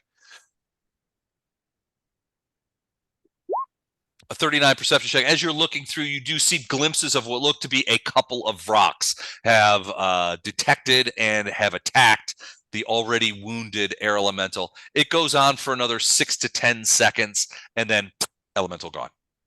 Okay. Well, we've got our first two locations. That's easy. So, okay. So tomorrow I'll be ready to teleport us in. Well, it is tomorrow. Okay, it's 10:54, so I wasn't gonna. Oh, I didn't realize it was that late. Okay. Yeah, so final thoughts then? I love this plan. I'm excited to be part of it. Radiance is singing her agreement in your scabbard. I'm going for low key Holy Paladin Herald. Trying to stay as unglowy, unsuspicious as possible. You're not gonna proffer your holy symbol to every creature that turns the corner. Riding on a glowing white charger or something. Well, I mean, realistically, you guys could walk in there. The demons, the denizens of the city seem pretty far apart. That said, there are creatures there. I mean, as the air elemental overflew it, and the reality is that the city, as you saw approach, is very different from the environment that you're in now. I said that there was a lot of darkness over it. This is kind of what it looks like from the approach. Is this sort of sunken city that has this immense darkness surrounding it. That's what City of Iz looks like right now, and that glow is coming from the world wound itself. But there's just not a lot of creatures in there. There are some of them that look like regular demons, some of them that look like maybe once were demons but have been warped by the radiation of the thing. But they are frankly few and far between. Any other questions before we bail out? I do have one. Sure. What's the next A team? Okay, so hold on. Let me grab a thing. So technically, this is the A team in December. Is December a 5 Sunday month? It is. So the 5th Sunday is New Year's Eve. It's unlikely that I will be available for that. Okay. All right. So, however, I don't know. Is everybody? Well, let me ask you this: is everybody off the week between Christmas and New Year's? I am. I am as well. No, but I'm going to be so slow that, I mean, I'm up till midnight every night anyway. So, would you guys be interested in picking out like a Tuesday or Wednesday that week and playing A team again? I'd be okay with that. I might be stuck visiting family, but if you guys pick a date, let me know. I'll check against the schedule. See how it goes. I'm in the same boat, not family, but I might be spending time elsewhere. So you just kind of have to let me know which day you think works. Yeah. Do you guys I don't know enough to tell you yet. okay. Let's tentatively say Wednesday the 27th. You want to do that? And then you guys get back to me and see it and let me know if that's doable. If not, we can push to maybe the 28th. What I'm time? What time Wednesday the 27th? Same time, or do you want to go a little earlier? We could go a little earlier and extend it outward. Play a mega game. Wednesday works for me. I'm telling you right now. So All right, we'll start at noon and we'll end at midnight. 12 hours. okay, it might be pushing it. We're gonna finish this book. Somehow. Now we could go long if you guys want to start earlier and and are okay with that. We could start early and go late and do a twofer or You know what, you know- everybody, just cancel your work tomorrow. Let's just keep going right today. let's just keep going. We're going tonight. No, I can't. I gotta give 2 webinars this week, and my rehearsal is tomorrow. So I'm giving client webinars on the Matt. You'll appreciate this. I'm doing it on the Google search partners fiasco from last week. Yeah, I mean, like if we you don't always wanna be perceived- knew. Yeah, if we don't want to be perceived as a villain, don't be a villain, Google. Yeah, we always knew that was some sketchy shit. Yeah, it definitely was some sketchy shit. Well, now they have Somebody- proof. Somebody needs to create them a paladin handbook. Yeah. Well, yeah, Google exactly. needs 2 paladin handbooks. Well, they've been for those of you We'll not in just the find, business, we'll just find basically another place. they basically caught him serving ads on things like Iranian websites, porn, Yeah. various Resurrecting Hitler, you know.